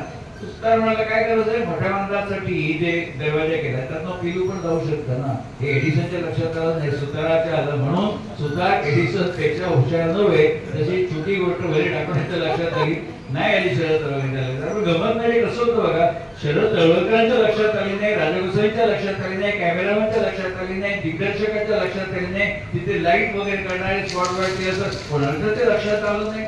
होतं असं कधी कधी, आपण त्यातनं फक्त आनंद घ्यायचा. पण सांगायचं असं ना की असे किस्से पूर्वी तुम्हाला आठवत आहे, रीडर्स डायजेस्ट म्हणून एक मासिक होतं, रीडर्स डायजेस्ट, आणि टाइम्स ऑफ इंडियाचं फिल्म फेअर नावाचं पाक्षिक होतं. त्या फिल्म फेअर मध्ये एक कॉलम होता, त्या कॉलमचं नाव असे readers do not digest. Do not digest. त्यामध्ये हा किस्सा होता की जे इस्त्री करतोय तशी जळणार नाही का. अनेक वेळा त्याचा मी ते फिल्म मध्ये मला रस नव्हता, पण केवळ त्या कॉलमसाठी मी ते फिल्म फेअर वाचत असे. त्यामध्ये अनेक वेळा असं दाखवलं होतं, उदाहरणार्थ हिरो हिरोईन मद्रास मध्ये जातात, गार्डन मध्ये गाणी म्हणत नाचत असतात आणि बाजूने BST ची बस जाते, तर मद्रास मध्ये BST ची बस कुठे आहे. असे किस्से अनेक वेळा त्याच्यात असत. त्यामुळे ते छान वाटायचं कॉलम वापरायला. तर तो किस्सा त्याच्यामध्ये होता रीडर डायजेस्ट मध्ये. असो, आता आपल्याला सगळ्यांना माहिती, आपण कलर टीव्हीच्या जमान्यात आहोत. 500 चॅनल्स आहेत. पूर्वीच्या काळी एकच चॅनल होतं, नंतर सेकंड चॅनल होतं, त्यामध्ये 2 तास चालायचं वगैरे वगैरे. तर पण ब्लॅक अँड व्हाईट टीव्हीच्या जमान्यामध्ये ना कार्यक्रमचा खूप छान असत बघा. गझल असे, प्रतिभा प्रतिमा असे, हाच परिहास, कितीतरी चांगले. म्हणजे चित्रपट टीव्ही रंगीत नाही म्हणून तरी आपल्याला खंत वाटत नसते, एवढे कार्यक्रम ब्लॅक अँड व्हाईट मध्ये चांगले असतात. एकांकिका असतात. ते एक एकांकिका ब्लॅक अँड व्हाईटच्या जमान्यामध्ये होती. त्या एकांकिकेचं नाव होतं, तुम्हाला आठवत असेल, देवा शपथ खरं सांगेन. कोण होतं त्याच्यात मी सांगत नाही, तुम्हाला ऐकता ऐकता लक्षात येईल. देवासोबत खरं सांगेन असं त्या एकांकिकेचं नाव होतं. त्यामध्ये असं दाखवलंय, एक 85 वर्षाचे आजोबा आणि 80 वर्षाची आजी, हे दोघे जण संध्याकाळची गप्पा मारत बसलेले असतात संध्याकाळी. आणि गप्पा मारता मारता हे आजोबा काहीतरी इथे 1-2 गोष्टी आजीला सांगतात, त्या खऱ्या सांगू नये पण ते आनंदाने बोलून जातात. त्यावर आजी वेगळ्या प्रकारे रिॲक्ट होते. पण आजी पण नंतर, आजी काय शहरात सवाचर असतात, 80 वर्षाची आजी शहरात सवाचर असतात, त्या पण अशी एक गोष्ट सांगतात की जे ऐकून आजोबा खरोखर चिडायला पाहिजे होते, पण ते चिडत नाही, वेगळ्या प्रकारे रिॲक्ट होतात. तसं त्या पण त्या आजी आजोबांच्या घरात जाऊन ऐकूया काय झालं प्रत्यक्षात. ते आजोबा वय वर्ष 85, आजी वय वर्ष 80. स्वेटर घातलात का? आज थंडी खूप आहे बाहेर. नाही, स्वेटर नाही घातला, वाघोबाचं कातड घातलंय. अगो बाई, बाबू काका, माझी आई मला नेहमी म्हणायची, काय म्हणायची? पार्वती, तुझा नवरा अगदी शेळी सारखा गरीब आहे हो. मग दे तुझी आई, तिला म्हणून 25 वर्ष झाली हो. आपल्याच घरी आली होती. एकाएकी खूप ताप भरला आणि त्या दुखण्यातनं उठलीच नाही. तुला एक सांगू का? तुला धक्का बसेल. तू असं कर, तू तुझी त्या बीपीची गोळी घे आधी. कशाला? मी सकाळी घेतलेली आहे, मी ठीक आहे. अगं तसं नव्हे, मी जे सांगणार आहे ते ऐकून तुला गोळीची गरज पडेल. द्या ते भांड इकडे. आई गोळी इथे. हा, घेतली गोळी. सांगा आता काय सांगायचं ते. तुला आठवतं ना, तुझी आई आपल्याकडे आली होती तेव्हा एका रात्री जेवण झाल्यावरती झोपाळ्यावर जाऊन बसली आणि थोड्या वेळाने भूत भूत असं किंचाळत ती माझघरात आली. होय, जेवण झाल्यावरती झोपाळ्यावर बसली होती ती आणि झोपाळ्याच्या मागे खिडकी होती. कसला तरी आवाज झाला म्हणून तिने खिडकीत बघितलं तर तिला भूत दिसलं. ती एवढी घाबरली की तिला खूप ताप भरला. दुसऱ्या दिवशी आपली बॅग घेऊन ती घरी निघून गेली. ती परत कधी आपल्याकडे आली नाही हो. तुला सांगतो ते भूत नव्हतं. म्हणजे काय? तुम्हाला कसं माहिती हो? अगं ते भूत नव्हतं. काय झालं, तुझी आई 1.5 महिना झाला तरी घरी जायचं नाव घेईना. म्हणून मीच ती युक्ती केली होती. कसली युक्ती? बाजारात जाऊन बरं का खेळण्याच्या दुकानातून एक भूताचा मुखवटा घेऊन आलो आणि त्या रात्री तुझी आई झोपाळ्यावर बसली होती तेव्हा मागच्या खिडकीपाशी जाऊन भूताचा मुखवटा घातला, अंगावर काळी घोंगडी घेतली आणि थोडा आवाज केला. तुझ्या आईने मागे वळून बघितलं आणि भूत भूत असं किंचाळत बरं का माझघरात. काय होईल तुमची करणी? हे असं शोभतं का तुम्हाला? माझ्या आईशी तुम्ही असं वागलात ना, आणि माझ्या बाबांशी पण तुम्ही प्रतारणा केली. बोलू देणार नाही. तुझ्या बाबांची मी कसली प्रतारणा केली? बाबा अखेरच्या टप्प्यात मृत्यूशी झुंज देत होते हो. आणि त्यांना आपल्या मुलीची म्हणजे माझी खूप काळजी वाटायची हो.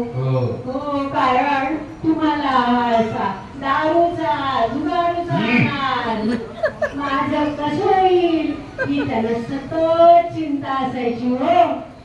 मित्रांकडून त्यांनी एकदा 1,000 रुपये घेतले होते आणि तुमच्याकडे दिले मित्राला द्यायला म्हणून. अगं ते 1,000 रुपये त्यांच्या मित्राला म्हणजे गणपतरावांना द्यायचे होते म्हणून ते 1,000 रुपये घेऊन मी घराबाहेर पडलो. नंतर गणपतराव भेटले हो मला. ते 1,000 रुपये तुम्ही त्यांना दिलेच नाही. बरं दिसतं का हो आता हे? आता तोंड का लपवताय?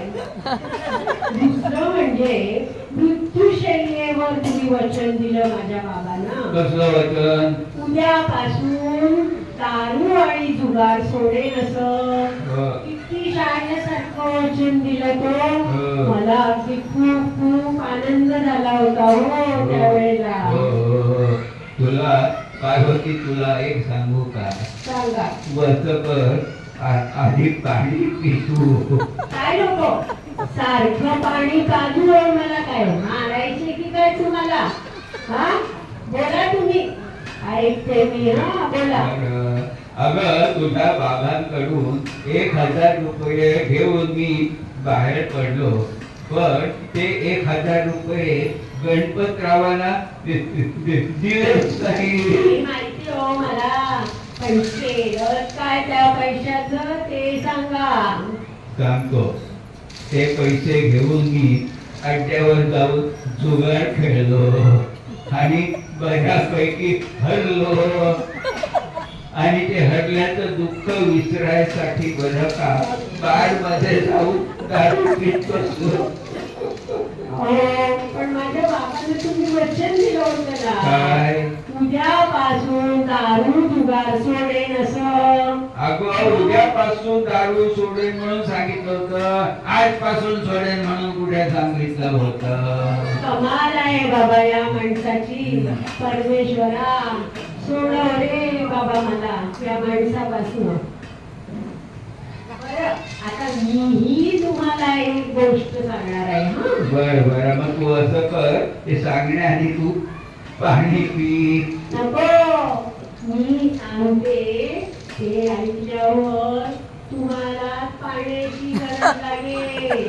हे घ्या. दे ते भांड इकडे. तू म्हणजे ऐकायची नाही. मुलखा वेगळा हट्टी स्वभाव तुझा. त्या त्या शेजारच्या मालतीबाई बघ किती समजूतदार स्वभाव आहे त्यांचा. हो का? सकाळी उठल्यापासून त्या मेलीचं नाव नुसतं ताटात फडकत असतं हो तुमच्या सुपारीचा कण अडकल्यासारखं. बरं मरून जाते मालतीबाई. तू तू काय सांगणार होती ते आधी सांग. सांगते. हा. आठवतं का तुम्हाला काय? लग्नात आपण एकमेकांना हार घातले. हो. त्याच क्षणी तुमची आत्या बेशुद्ध पडली. अगं बरोबर आहे. खूप थकली होती ती माझ्या लग्नात. बरं का, तिने खूप मेहनत केली म्हणून ती थकली होती. पण तुला आठवतं बाबाने तिच्या तोंडावर पाणी मारलं आणि ती मग शुद्धीत आली. पण त्यानंतर आपल्या घरी तिचं येणं जाणं जवळजवळ बंदच झालं नाही का? नाही हो, आत्या थकली म्हणून बेशुद्ध नाही पडली. मग? ती का बेशुद्ध पडली त्याचं कारण मला माहित होतं. काय कारण होतं? का का बेशुद्ध पडली ती? सांगते पाणी ते आधी ते. अगं तुझ्या पाण्याला आधी काय ते सांग बरं. सांगते ऐका. हा. मी ही अशी दिसायला बेताची. काय म्हणालीस तू? मी अशी दिसायला बेताची. हा, हे बाकी बरोबर बोलली. तेवढं बरं ऐकायला आलो तुम्हाला. हा? तर मी काय म्हणत होते? तू म्हणत होती की तू अशी दिसायला बेताची. हो, मी अशी दिसायला बेताची. अहो त्यामुळे लग्न ठरत नव्हतं. हो. सगळी करून नकार यायची. बरोबर आहे. मग माझ्या आजीने एक युक्ती केली बरं. तुला सांगतो पार्वती, तुझी आजी म्हणजे अगदी देव माणूस होती नाही का? म्हणून तुझ्या बाहेर गेल्यावरती मी सगळ्यात आधी तुझ्या आजीला नमस्कार करत असे. होय हो, त्याच वेळ माणूस आजीला सुचवलं बरं. काय? आत्या मला बघायला आली. त्यावेळेला चहा पोळी घेऊन मला नाही पाठवलं. तुला नाही पाठवलं? मग माझ्या मावस बहिणीला पाठवलं हो. वत्सला नाव तिचं. छान गोरी गोटी नाकी डोळी निघतच अगदी मीना कुमारी सारखी. आत्या म्हणाली तुम्हाला मीना कुमारी खूप आवडायची त्यावेळेला. आणि आत्या न्याहाळून वत्सलेला बघत होती. इतकी खुश झाली. तिथल्या तिथे होकार दिला. लग्नाची तारीख ठरवली आणि म्हणाली माझा भाचा माझ्या शब्दाबाहेर नाही हो. माझी पसंती तीच त्याची पसंती. आणि आठवतं का? 1 महिन्यानंतर प्रत्यक्ष लग्नाच्या वेळी आमच्या घरच्यांनी बोहल्यावर वत्सलेच्या ऐवजी मला उभी केली. आणि तुम्ही माळ घातली ना ती माझ्या गळ्यात बरं. आणि ती माळ घालताना माझा चेहरा दिसल्यावर तुमची आत्या बेशुद्ध पडली. त्या पाणी प्या.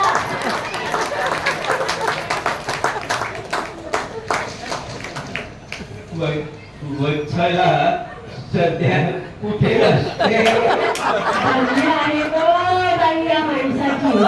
परमेश्वरा सोडव रे मला या माणसाकडे. हे कलाकार होते दिलीप प्रभावळकर आणि मीना कुलकर्णी. काय होतं की आजी शहरात सभासद होते म्हणून त्यांनी असं एक शिक्षण मारलं ना की आजोबा एकदम हे झाले. पण शहर सेवासेवा एक आपल्याला म्हणे माहितीये. तुमची त्यांची एक आजी होती. तिनं अशी कुठचंही बोलताना जास्तीत जास्त म्हणीचाच वापर करत असते. ते शहरात सेवासेवेमुळे मला आठवण झाली आजीची. मला वाटतं त्या आजीबद्दल तुमची काही कधी छान सांगते. खरंय आपण म्हणलं ते.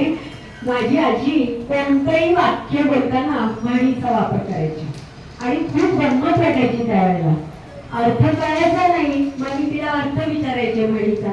पण त्याच्यावरती उत्तर देताना ती एक म्हण वापरून परत प्रश्नात उत्तर द्यायची. एकदा काय झालं, माझा मामा चष्मा शोधत होता. चष्मा त्याने असा डोक्यावर ठेवला होता. आजी म्हणाली, काय करतोस रे? अरे चष्मा शोधतो, मला मिळत नाही ग आई चष्मा. आजी म्हणाली, अरे गळ्यात गळसोली आणि गावात पण.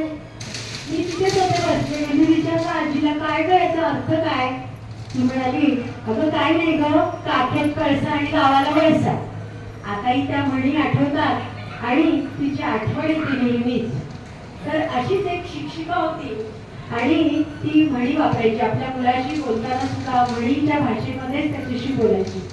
तर ते आपण एका नाट्यसंगीच्या रूपामध्ये पाहूया. नाट्यसंगीचं नाव आहे तुम्हाला म्हणून सांगते, मुलगा आणि आई. आत्ता अभ्यासाला बसतोस? अरे रात्र झाली, दिवस गेला होता रे ती, रात्र होता कापूस वेची. आणि हे काय, सर्वच विषयाचा अभ्यास राहिला? अरे काय आहे, आधी एक विषय पूर्ण कर, नाहीतर मायेत एक नजर धाराभर चिंध्या. अरे किती वेळा सांगायचं तुला, पण नळी फुंकली सोनारे, इकडून तिकडे गेले वारे. सगळ्या लोकांना असं आपलं वाटतं की आई शिक्षिका आहे म्हणजे मुलगा खाण तशी माती असेल, पण कशात काय आणि फाटक्यात काय हो. अरे तुला नेहमी सांगते, काही अडत असेल तर विचार मला, पण तुझा आपला नन्नाचा पाडा. आणि तुम्हाला एक सांगते हो, मदत कोणाची नाही हो घरामध्ये. सासूबाईंना काही सांगावं तर त्यांच्या अडचणीचा पाडा त्या इतका असतात की भीक नको पण कुत्रावर, अशी परिस्थिती होते. आणि आमचे धाकटेगीर म्हणजे ते काय, वेळा बनून पेढा खाणे. जाऊ बाई त्यांच्यासारख्या, खाली मुलगी पातळ बोलली. आजचीच तुम्हाला गोष्ट सांगते हो. मी नंदेला म्हटलं, अगं जरा मला भाजी चिरून दे. तर तिने दोन्ही हाताला मेहंदी लावलेली. ती दोन्ही हात माझ्या पुढे असे केले. म्हणजे आता काय तिला सांगणार आपण भाजी चिरायला, मलाच करावं लागलं. म्हणतात ना, आधीच हौस आणि त्यात पडला पाऊस. आणि आमच्या कामवालीला सुसरबाई तुझी पाठ म्हणून तिला सांभाळावं लागतं. आणि यांना काही सांगायचं तर आधी मुलगा त्याच्यात फालगून मार काही उपयोग नाही. शेजारी पण हो सगळे देखल्या देवा दंडवत आहे तो, कोणाचा काही उपयोग नाही. पण तुम्ही सगळ्या मैत्रिणी नेहमी मात्र छान मिळाला का मला. अहो तेवढाच पुढच्याला गाडीचा आधार. काय रे झाला का अभ्यास? आणि हे काय भूक पडला की कुठलं पुस्तक आहे तुला? अरे ते काय टेबलावरच आहे, काकीत कळसा आणि गावाला वळसा. अरे अरे अरे केवढा मोठा धक्का दिलास मला, केवढा. सगळे तांदूळ सांडले ना. आता काय करावे बाई, घाई घाई आणि विंचू दसला गो बाई. केवढा आवाज झाला. हे काय, हे आले वाटतं बाहेर. अगं लेख झोपला तर तुझा बसल्या बसल्या गाढव, तुझं जराही लक्ष नाही, कुठलंही काम तुला जमत नाही. ऐकलत ना, बघा आता शेळी जाते जीवानेशी, खाणारा म्हणतो वाटड. पण बोलणार कोणाला हो? म्हणतात ना, पदरी पडलं आणि पवित्र झालं, पदरी पडलं आणि पवित्र झालं, पदरी पडलं आणि पवित्र झालं. आपले सर्व कार्यक्रम, की आर्थिक विषय असो किंवा मनोरंजन करमणुकीचे कार्यक्रम असो, तर ते सगळे 90 मिनिटाचे असतात. तर ही कालमर्यादा आपण 90 मिनिटाची तुम्ही का बरं ठरवलेली आहे? आपण एकदा मुंबईत कार्यक्रमाला गेलो होतो तेव्हा एका प्रेक्षकाने विचारलं की आम्हाला असं ऐकायचंय तुमच्याकडनं की सगळे कार्यक्रम तुम्ही लिहिलेलं असतं काही 90 मिनिट, तर असं का बरं, हे मोजमाप का? आता सुद्धा नंदाताईने प्रश्न विचारला, सगळेच कार्यक्रम 90चे असतात का? म्हटलं सगळेच, लक्षण असं वगैरे असं सगळे 90 त्याला पार्श्वभूमी अशी आहे, 2001 साली मी पहिलं व्याख्यान केलं शेअर बाजारावरती बॉम्बे स्टॉक एक्सचेंजमध्ये. आणि ते कोणासाठी केलं होतं? मुंबई पोलीस आर्थिक गुन्हे विभाग, इकॉनॉमिक ऑफेन्सेस विंग. त्यावेळी इकॉनॉमिक ऑफेन्सेस विंगचे प्रमुख होते शहीद हेमंत करकरे. 2001 ची गोष्ट सांगतोय, मुंबईत होते त्यावेळी ते.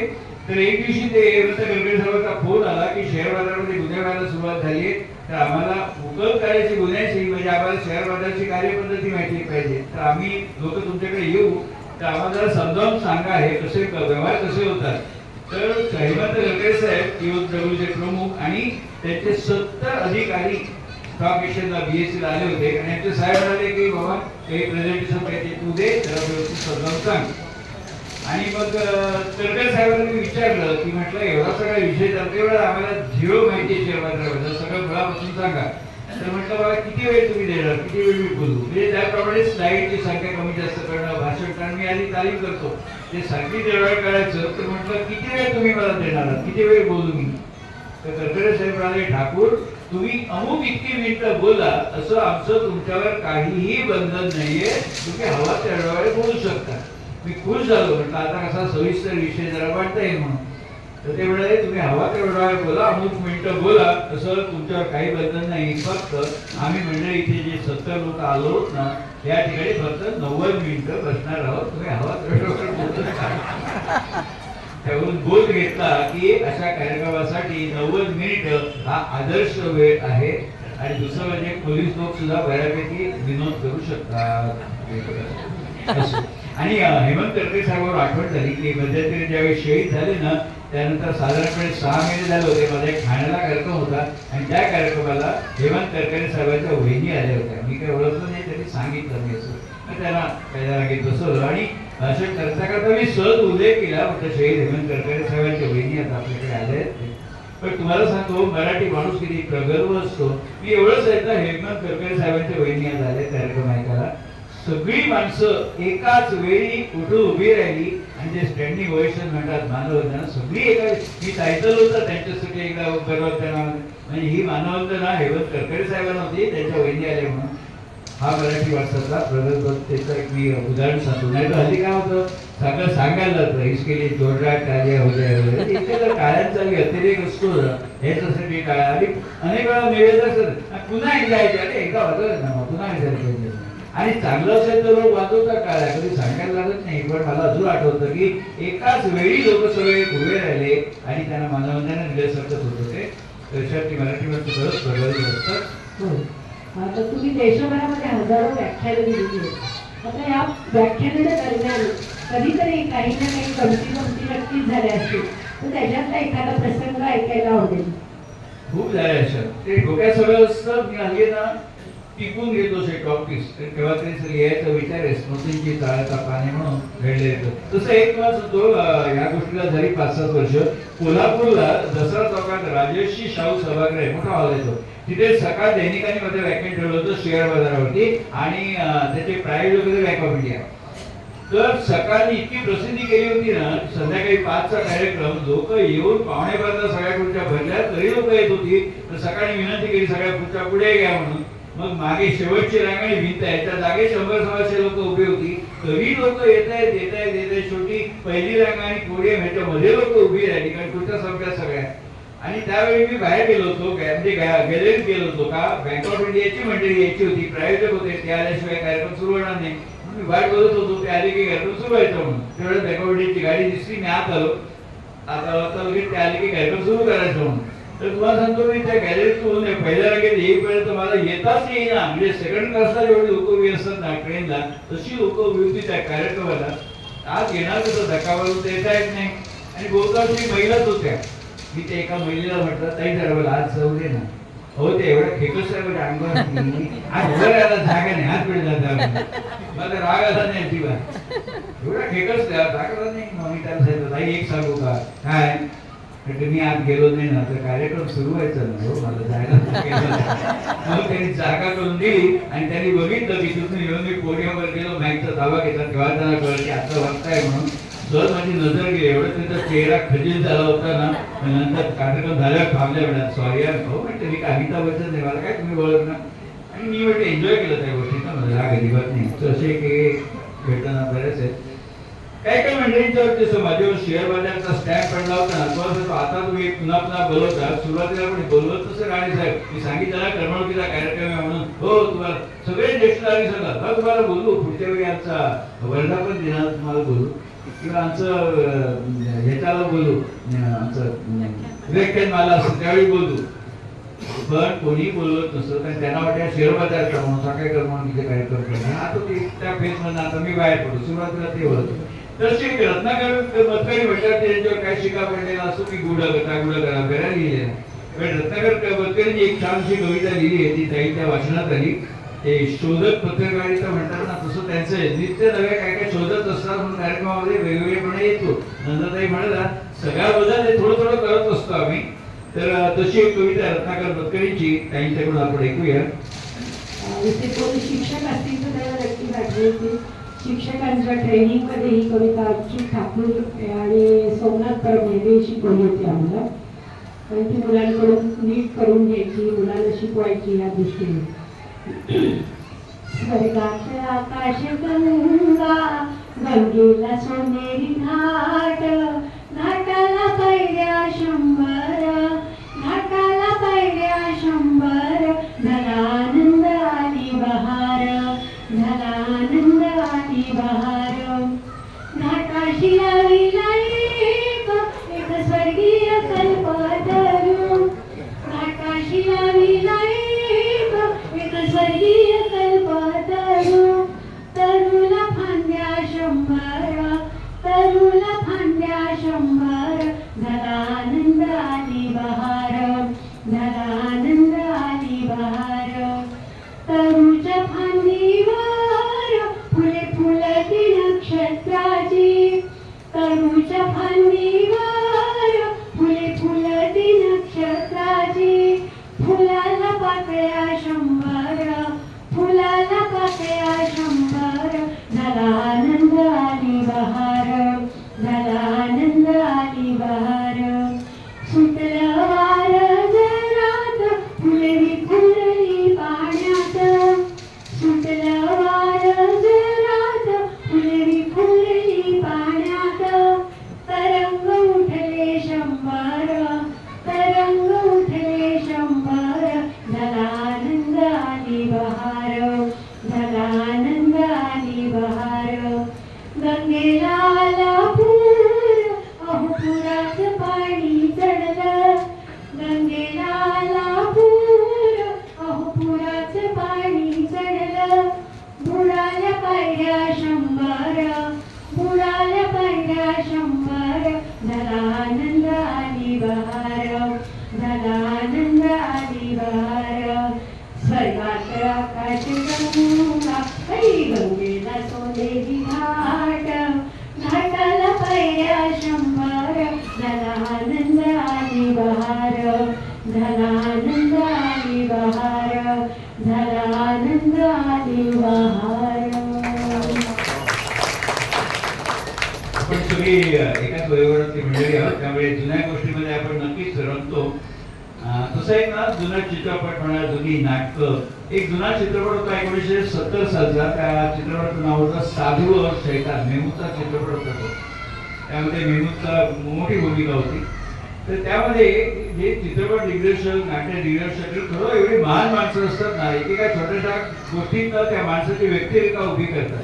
त्यामध्ये असं दाखवलं साधू शैतानमध्ये ओमप्रकाश असतात, एका बँकेमध्ये कॅशियर असतात. तर त्यांचं व्यक्तिमत्व कसं दाखवायचं, ते बँकेतून बाहेर पडतात, संध्याकाळी बँक बंद झाल्यावर तरी येता रस्त्यामध्ये एक मनुष्य पक्ष्यांचे पिंजरे घेऊन उभा असतो. पक्ष्यांचा पिंजरे विकायला, पक्षी विकायला. ते ओमप्रकाश इकडे जातात आणि म्हणतात एक पंछी पैसा दिया. तो पक्षीवाला म्हणतो 70 रुपये. ते म्हणतात तसं काय, 20 रुपये पिंजऱ्याचे आणि 50 रुपये पक्ष्यांचे. ओमप्रकाश म्हणतात की मला पिंजरा नको आहे, फक्त पक्षी पाहिजे, 50 रुपये देणार का? तो पक्षीवाला म्हणतो सेठ आपको पिंजरा नाही तर काय करणार दुसरे पक्षी घेऊन. ओमप्रकाश म्हणतात तुला काय करायचंय, तुला पैशाची मतलब ना, 50 रुपये घे, पक्षी दे. ठीक आहे म्हणाला तो. 50 रुपये दिले पक्षीवाल्याला. पक्षीवाल्याने पिंजरा त्यांच्या हवाली केला. ओमप्रकाशने पिंजऱ्याचं दार उघडलं. जे काही 10-12 पक्षी आत नव्हते रंगीबेरंगी, ते भुरकन आकाशात उडून गेले. तो पक्षीवाला जोरात त्याला म्हणतो ओ महात्मा ये आपने क्या किया? काय झालं? अरे बाकी पंछी उसको मार डालेंगे ना. ते ओमप्रकाश म्हणतात मार डालेंगे तो क्या, आजादी की मौत तो मरेंगे. तुझ्या पिंजऱ्यामध्ये 2 वर्ष त्यांचं आयुष्य असतं, ते झडून झडून मरणार. आजादी की मौत तो मरेंगे. किती चढले त्याचा व्यक्तिमत्व काय दाखवला, असा कधवा दयाळू मनुष्य आहे साधू प्रवृत्तीचा. तशा अनेक गोष्टी असतात. एक 66 साली चित्रपट आला होता महाभारत नावाचा. त्यातमध्ये मोठे मोठे स्टार होते, अभि भट्टाचार्य, प्रदीप कुमार वगैरे. दक्षिणेकडचा सिनेमा होता. त्यामुळे दक्षिणेकडचा सिनेमा म्हणजे ट्रीट सीनची जयलू. तर त्यामध्ये असं दाखवलं होतं महाभारताचं युद्ध चालू असतं अर्जुन आणि कर्णाचं, आणि एका प्रसंगी अर्जुन कर्णाच्या रथावर बाण मारतो आणि कर्णाचा रथ घोड्यांसकट 8-10 फूट मागे ढकलला जातो. तो एक अर्थात काळ्यांचा कडकडाट करतो. अर्जुनाला जर बरं वाटतं आपलं पराक्रम. घोड्यांसकट 8-10 फूट ढकलला जातो रथ, आणि काही वेळानंतर कर्ण अर्जुनाच्या रथावर बाण मारतो आणि अर्जुनाचा रथ एवढासा मागे ढकलला जातो. लगेच भगवान श्रीकृष्ण म्हणतात महावीर कर्ण की जय हो. तो चित्रपट अजून आहे YouTube वरती, महावीर कर्ण की जय हो. त्यावर अर्जुन विचारतात भगवान श्रीकृष्णांना की केशव, अरे त्या कर्णाचा रथ मी 8-10 मागे ढकलला, तुम्ही मला काही शाबासकी दिली नाही, आणि एवढासा रथ त्या कर्णाने माझा बोटभर टीजभर हाताचा रथ मागे ढकलला, लगेच तुम्ही म्हणता महावीर कर्ण की जय हो. केशव ऐसा क्यों? प्रदीप कुमार विचारतात अर्जुन कृष्णाला, केशव ऐसा क्यों? त्यावर अभि भट्टाचार्य कृष्ण सांगतात अर्जुनाला, पार्थ अरे तुझ्या रथावरती महाबली हनुमान बसलेले आहेत. तिन्ही लोकांचा भार खांद्यावर घेऊन मी तुझ्या रथावर बसलो आहे. ऐसे रथ को इतना सा भी पीछे ढकेलना कोई मामूली बात नहीं है. ते अर्जुनाला कळतं की एवढा असे जुने चित्रपट असतात ना, ते खूप आवडतात.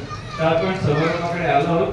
बहिणाबाईंचा उल्लेख जरा, बहिणाबाई एक विद्यापीठच होतं ते, कारण त्यांच्या ज्या अष्टाक्षरी रचना होत्या 8 काही बऱ्याच कविता त्या आमच्यासारखे करतात. तर अनेक कोप्यामध्ये कोपा सुधारणीचं चांगलं 8 असं, तर त्या 8 अष्टाक्षरी काय म्हणतात अष्टाक्षरी, त्याच्यावरती त्यांनी एक छान कविता केली, ते आपण ऐकूया. पहाटेचं वर्णन आहे आणि खेड्यातलं वर्णन आहे.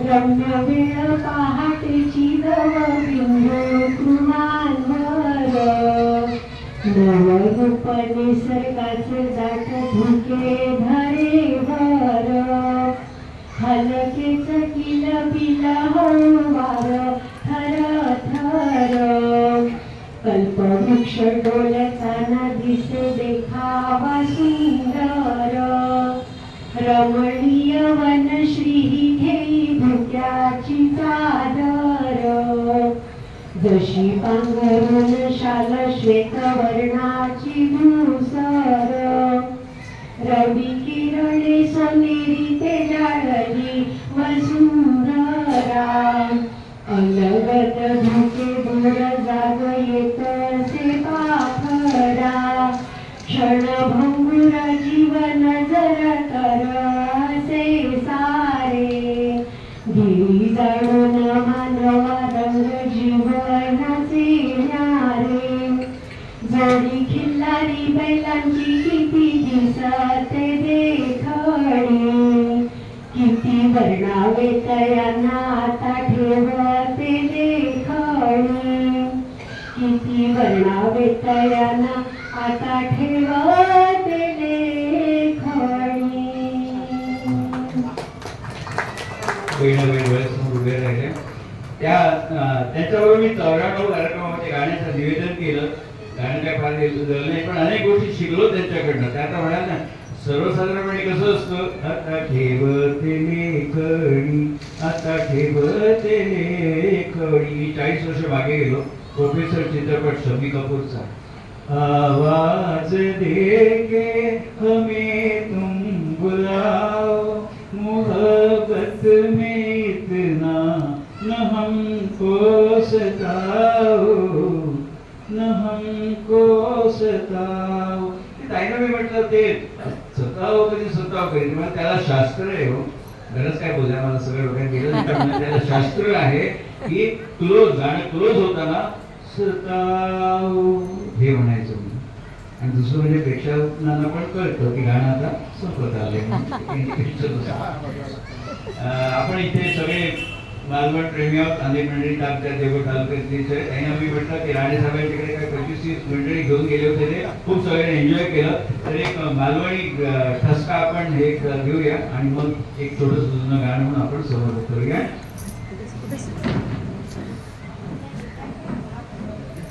मुचिर कामणी नाही आदरांजली आहे. मालवणी नाटक देवता पांडव इलोरे इलो त्यातला हा सहभाग आहे. नमस्कार. माझी ओळख करून देते. मी तात्या भागोजी सावंत, रिटायर्ड जमादार, मुंबई महानगरपालिका पाणी खाते.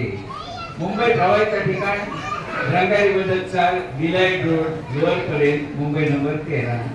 मूळ गाव मुक्काम पोस्ट मालवण, पेटेवाडी, जिल्हा सिंधुदुर्ग, मालवण ते मुंबई. एसटी बसचा तिकीट 438 रुपये 50 पैसे. एवढी ओळख पुढे झाली नाही. तर मुंबई पेसर आम्ही 14 जाणार होतो. मी, माझं पोरगो शिरी, आमची सूनबाई आणि आमचं कमिशनर. कमिशनर म्हटलं की त्यांच्या चेहऱ्यावर प्रश्नचिन्ह नाही का? हो, कमिशनर माझी बायको. ते नरसम्राट नाटकात नाही, त्याची ती सरकार होती ना, तो एक सारखं म्हणा नरसम्राट सरकार सरकार, तसे आमचं कमिशनर. लक्ष लिहिल्यावर काय कसं असतं मंडळी, माणूस रिटायर झालो ना की घरात त्याला किती किंमत असता या सगळ्यांका माहिती असतं. ते पण असतं, सगळं पण असतं. म्हणजे तुमचा माझा सगळ्यांचा सारख्याच असता. तो काय असता, एक कोप चाय मिळायची कोणचा आहे तो नरसम्राट कसं सारखं सांगा, कोणी घर देता का घर, कोणी घर देता का घर, तसा सारख्या म्हणत राहायचा असता. माका कोणी चाय देतास का चाय, माका चाय होया गो, माका एक कप चाय मिळत काय गो, माका कोण चाय देत काय गो. सारखी चाय चाय सकाळपासून 8 चाय झाले. हा, सारखी चाय ढोसत बसतात. अख्खी लिप्टन कंपनी घुशात घालूची हा की काय? हा, अशाने डायबिटीस होतो. कमिशनर, तुमचा आवाज किती कमाल येतो नाही, म्हशी सारखं. मगे माहेरात असताना म्हशी राखूचं काम मीच करत होते. असं काय? म्हणून असता. हा, आता सासरी यावर रेडो लागते. काय बोलला नाही, तुम्ही काय ऐकलंच नाही. कामावर जायत होते का बरा होता. आता एकसारखे मित्रांना बोलीत राहतात, चाय ढोशीत राहतात. मित्रांना बोलीत राहतात, चाय ढोशीत राहतात. मित्रांना बोलतात, चाय ढोशीत राहतात. सारखी चाय चाय चाय त्या चायची. अगो, एवढ्या मोठ्या कपासून नका एवढी चाय घेऊन येणार ती माझ्या पिंडावर शिपडूक साठी काय गो. अगो, यमाच्या रेड्याच्या बहिणी, हा यो कप तरी घेऊन जा. ऐकता काय बघा, भरण. तर मंडळी, श्रावण महिनो येतो. श्रावण महिनो येतो की लोक कसले कसे संकल्प करतात. मी पण संकल्प केलंय ज्ञानेश्वरीची पोथी वाचायची. कसा झाला, ऑफिसात रिटायर झालंय ना, तर माका ऑफिस वाल्यांनी भेट म्हणून ज्ञानेश्वरीची पोथी दिली. हो, माका वाटला 34 वर्ष नोकरी केलंय, काहीतरी मोठी वस्तू देती, मिक्सर देती, वॉशिंग मशीन देती. मेल्यांनी देऊन दिल्यानी काय, ज्ञानेश्वरीची पोथी. आणि तुमका सांगतोय, माझ्या निरोप सवारापासून सगळ्यांपासून वर्गणी काढल्यानी. तुमका काय सांगावं, माय ध्येयाने माझ्याकडसून सुद्धा वर्गणी काय बोलायचं, काय बोलण्यासारखे. हा, तर मंडळी 4 दिवस झाले. आता ह्यो संकल्प किती दिवस टिकता तो बघूया. ऋतूसून कसं तरी चांगलं वास येत हो. काय हा, असे चांगले वास येत राहले ना की पोथी वाचनात लक्ष लागत नाही. आता असा करतोय, कमिशनराक बोलवतोय आणि त्याकाच विचारतोय कसं वास येता तो. शेंताबाई हो, हो शेंताबाई हो, शेंत्या गो, शेंत्या गो, रांगे शेंत्या. काय हो, किती ओरडतात? बघलास ना, आडनाव घेऊन हाक मारलंय तेव्हा बाहेर गेला. किती ओरडत होतात? बस बस बस, माका एक सांग. बस गो बाई हो, बस माका एक सांग तू. भुतूसून कसं तरी चांगलं वास येता. हा, आज भाजी कसली करत? सुरणाची. सुरणाची. तुझ्या तोंडावर शिळा पडो गो. तुका कितीदा सांगले गो, श्रावण महिन्यात सुरणाची भाजी करू नको म्हणून. किती करू नको? अगो, कित्या म्हणजे सुरणाचं पोळी चावताना मटणाचं पोळी चावल्यासारखं वाटतं. शिवप्रभा, काय वाचता का? वाचा. वाचते वाचते वाचते. तू पण असं कर, तू पण ऐकावं बस. हा, तेवढं पुण्य पदरात पडतात. ऐकताय, वाचा काय? वाचते वाचते वाचते. हा आता असं कर. वाचा हा, वाचा आता- ऐकतोय मी. हे बघतो मध्ये मध्ये बोला नको हा. मी मध्ये मध्ये बोलते. काय मंजूळ आवाज ऐकला माय मालवणीची लता मंगेशकर काय मेला लाजता बघा, काय लाजता बघा. अगो लाजायचा होता त्या वयात कधी लाजलोच नाही हो. तेव्हा जर लाजला असतं तर आपल्या शिरीका 3-4 भावंडां नसती झाली. असो शिवप्रभाव काय वाचता तो देवाचा वाचा. वाचते काय वाचते वाचते वाचते ऐक. पार्थवणे केशवा देवादिदेवा आता धडकरी रथ पेरावा उचलो मध्ये स्थिर करावा दोन्ही दळा. कमिशनर हे जो अर्थ तुला समजावून सांग बाबा. कशात याचा अर्थ माका ठाऊक नाही असं वाटलं काय तुमका. कमिशनर हे जो अर्थ तुला ठाऊक असा लगे सांग का जरा. सांगताय सांग सर. ऐका सांगताय. कृष्ण अर्जुनात म्हणता ऐकताय ना. कृष्ण अर्जुनात म्हणता हे अर्जुना झटले तुझे हात ते भोगत उचल दोन्ही हाताने दळून हाड. दळा म्हणजे दळून हाड दळून हाड. समजला.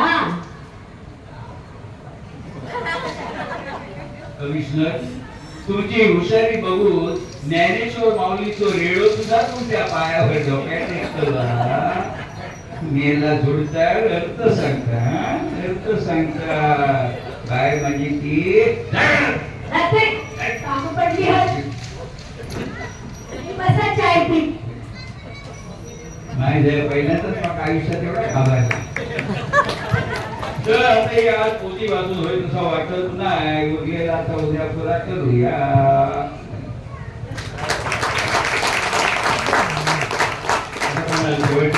त्यामुळे एक जुनं गाणं आपण ऐकूया आणि कार्यक्रमाचा समारोप करूया. उमस फळेकर चित्रपटातले गाणे रमेश देवणी चित्र यांच्यावर चित्रित झालेलं नवीन आज चंद्रमा सगळ्यांना जुन्या काळात घेऊन जाणारं गाणं.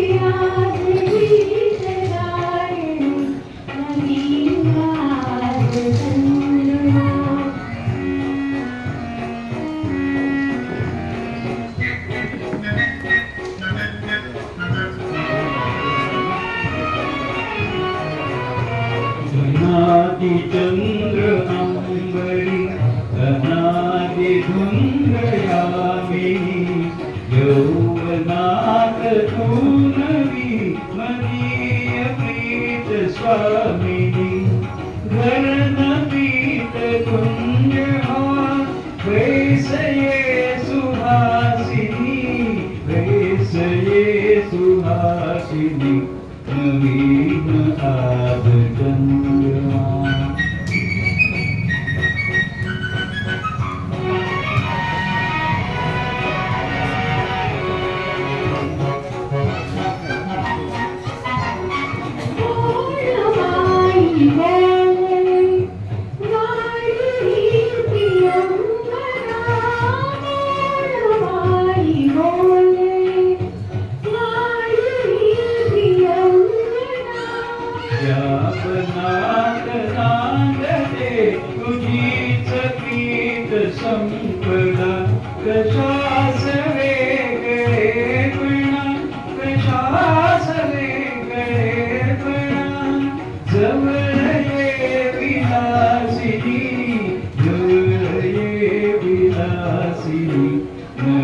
आज चंद्रमा नदीन आज यावी नदीन वीर भावनार वेच स्वप्नलोचनी नदीन आज चंद्रमा.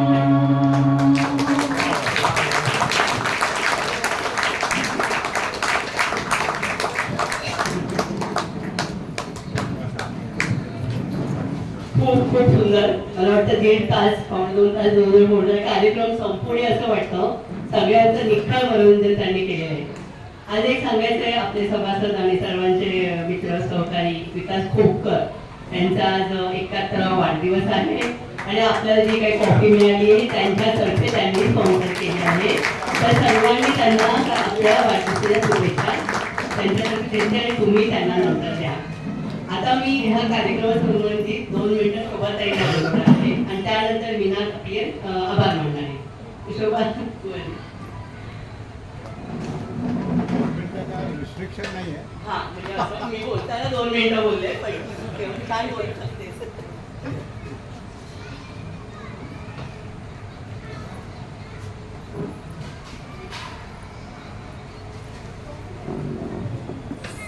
नमस्कार. मला सांगू का की श्रीखंडपुरीचं जेवण खावं आणि फक्त श्रीखंडपुरी नाही ना, सोबत बटाटे वडा आहे आणि अळूवडी आहे आणि चटपटीत काहीतरी चाट पण आहे. असं सगळं जेवण झाल्यानंतर आता जेवण कसं होतं असं कसं विचारायचं ना. इतकं सुंदर झाल्यानंतर आपण एकदा काय म्हणायचं त्याला, दाद देण्याचे तुम्हाला भान आहे आणि शब्दाची कसोटी छान आहे. या जरा सामनाची कंठी सुद्धा यावं मी बोलू नका हो अक्षरानो, कारण जाणकारांचा शहाणा कान आहे. अशा शहाण्या कानांसमोर काय त्याचं फार रंजक.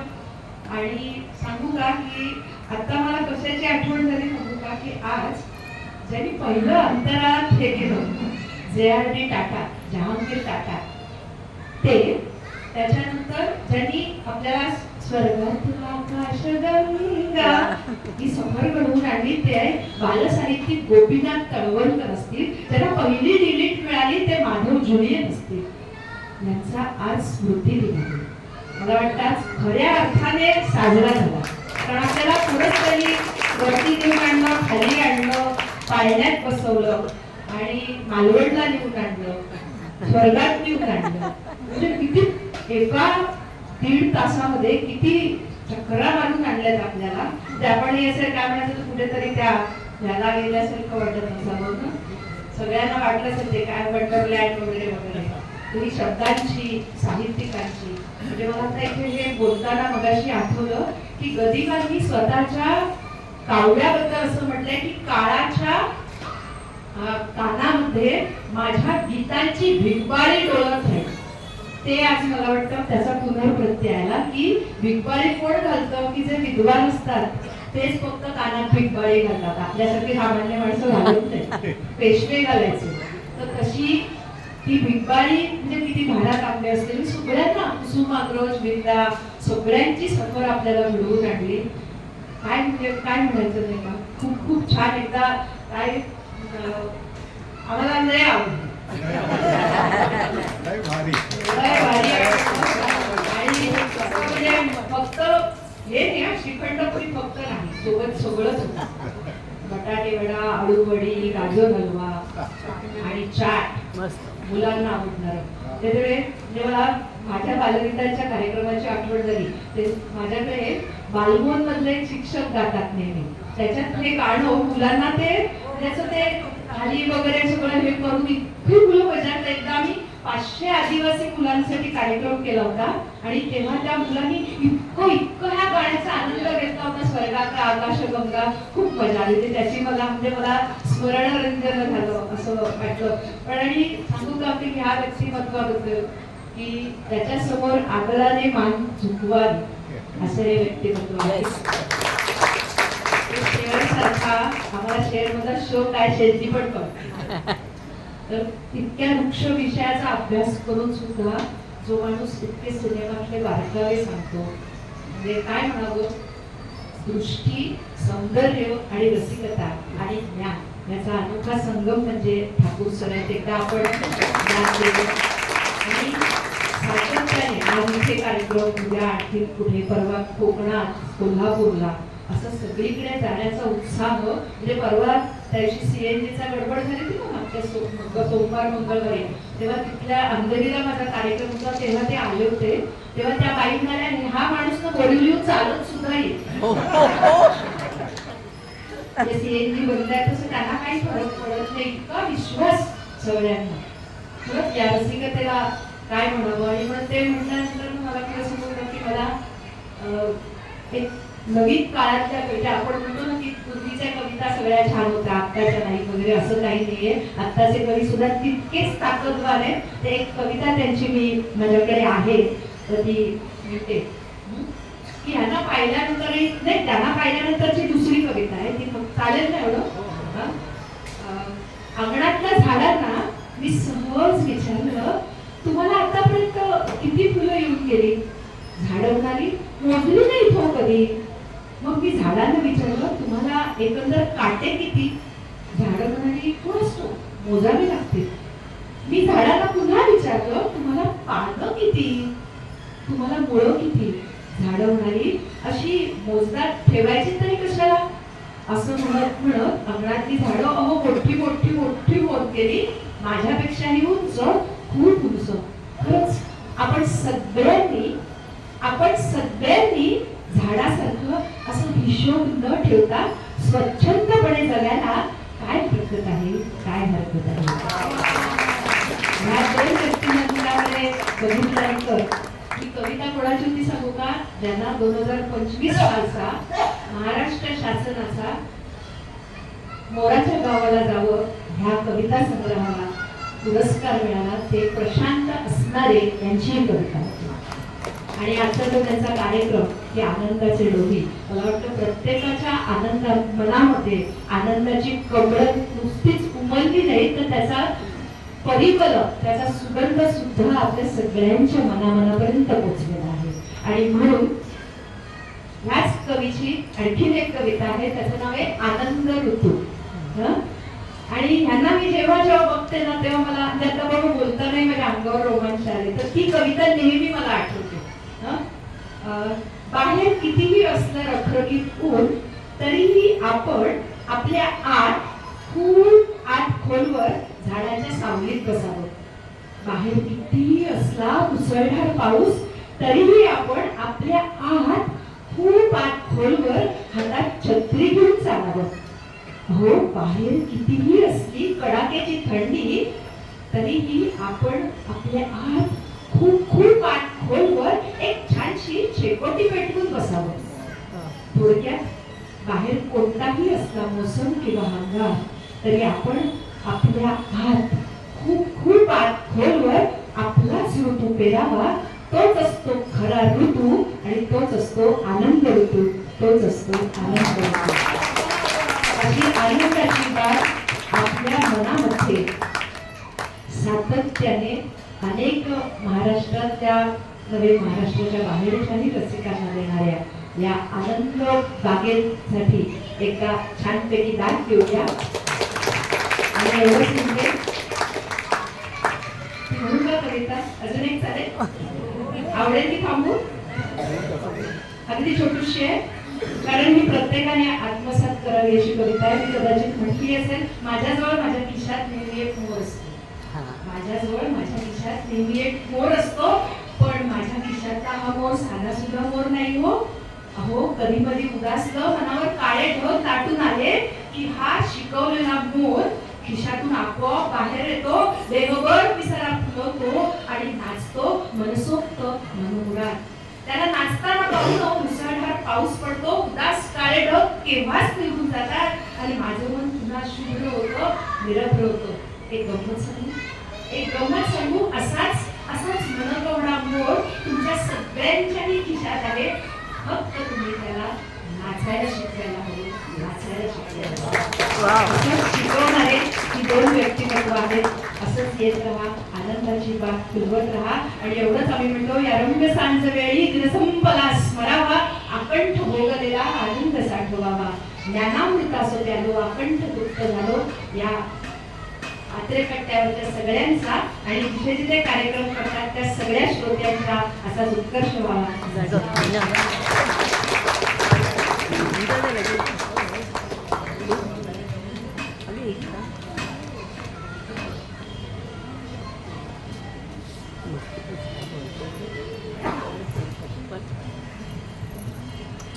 हा आनंद सोहळा. नमस्कार मंडळी. आता मला सांगायचं आहे की इथे ठाकूर साहेब आणि आपल्या यांनी जो इथे आनंद सोहळा साजरा केला आपण सगळे आनंदाने धावूनच निघालो. त्याच्यासाठी आता मला सांगायचं की हा जो इथे हा कार्यक्रम झाला 4 पदवी बघा त्याच्यात काय नव्हतं. काव्य, नाट्य, गाणी आणि काय काय म्हणजे 4 पदवी. मला एक सांगू का, महिला वर्गाला माहितीच असेल की 4 पदवी एक आपली पारंपरिक एक दागिना आहे, मोहनमाळ. 1 पदर, 2 पदर, 3 आणि 4 घातल्यानंतर ती जी माळ दिसते ना त्याच्या पुढे बाकीचे दागिने सुट्टे पडतात.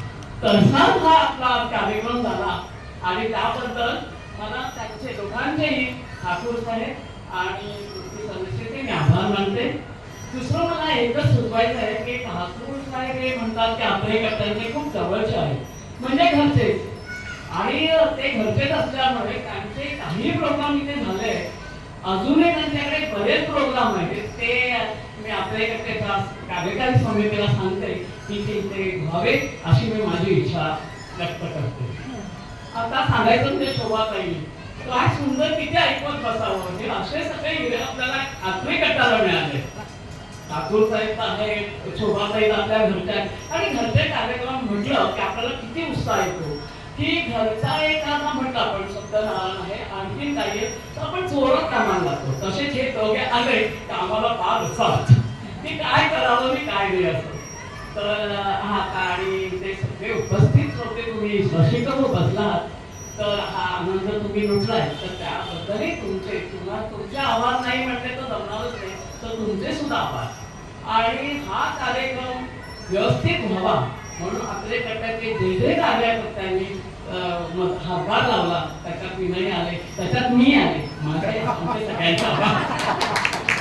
आणि मला जाता फक्त एकच सांगायचं आहे, आपण हा आनंद घेतलाय आणि हा आता जाताना हा आनंद आपण जेवढा या कार्यक्रमाचा घेत आहे तो जाता जाता सगळ्यांना आपल्या हृदयात न ठेवता सगळ्यांना वाटत जावं असं इच्छा मी सदिच्छा व्यक्त करून हा कार्यक्रम इथे समाप्त झाला असं जाहीर करते.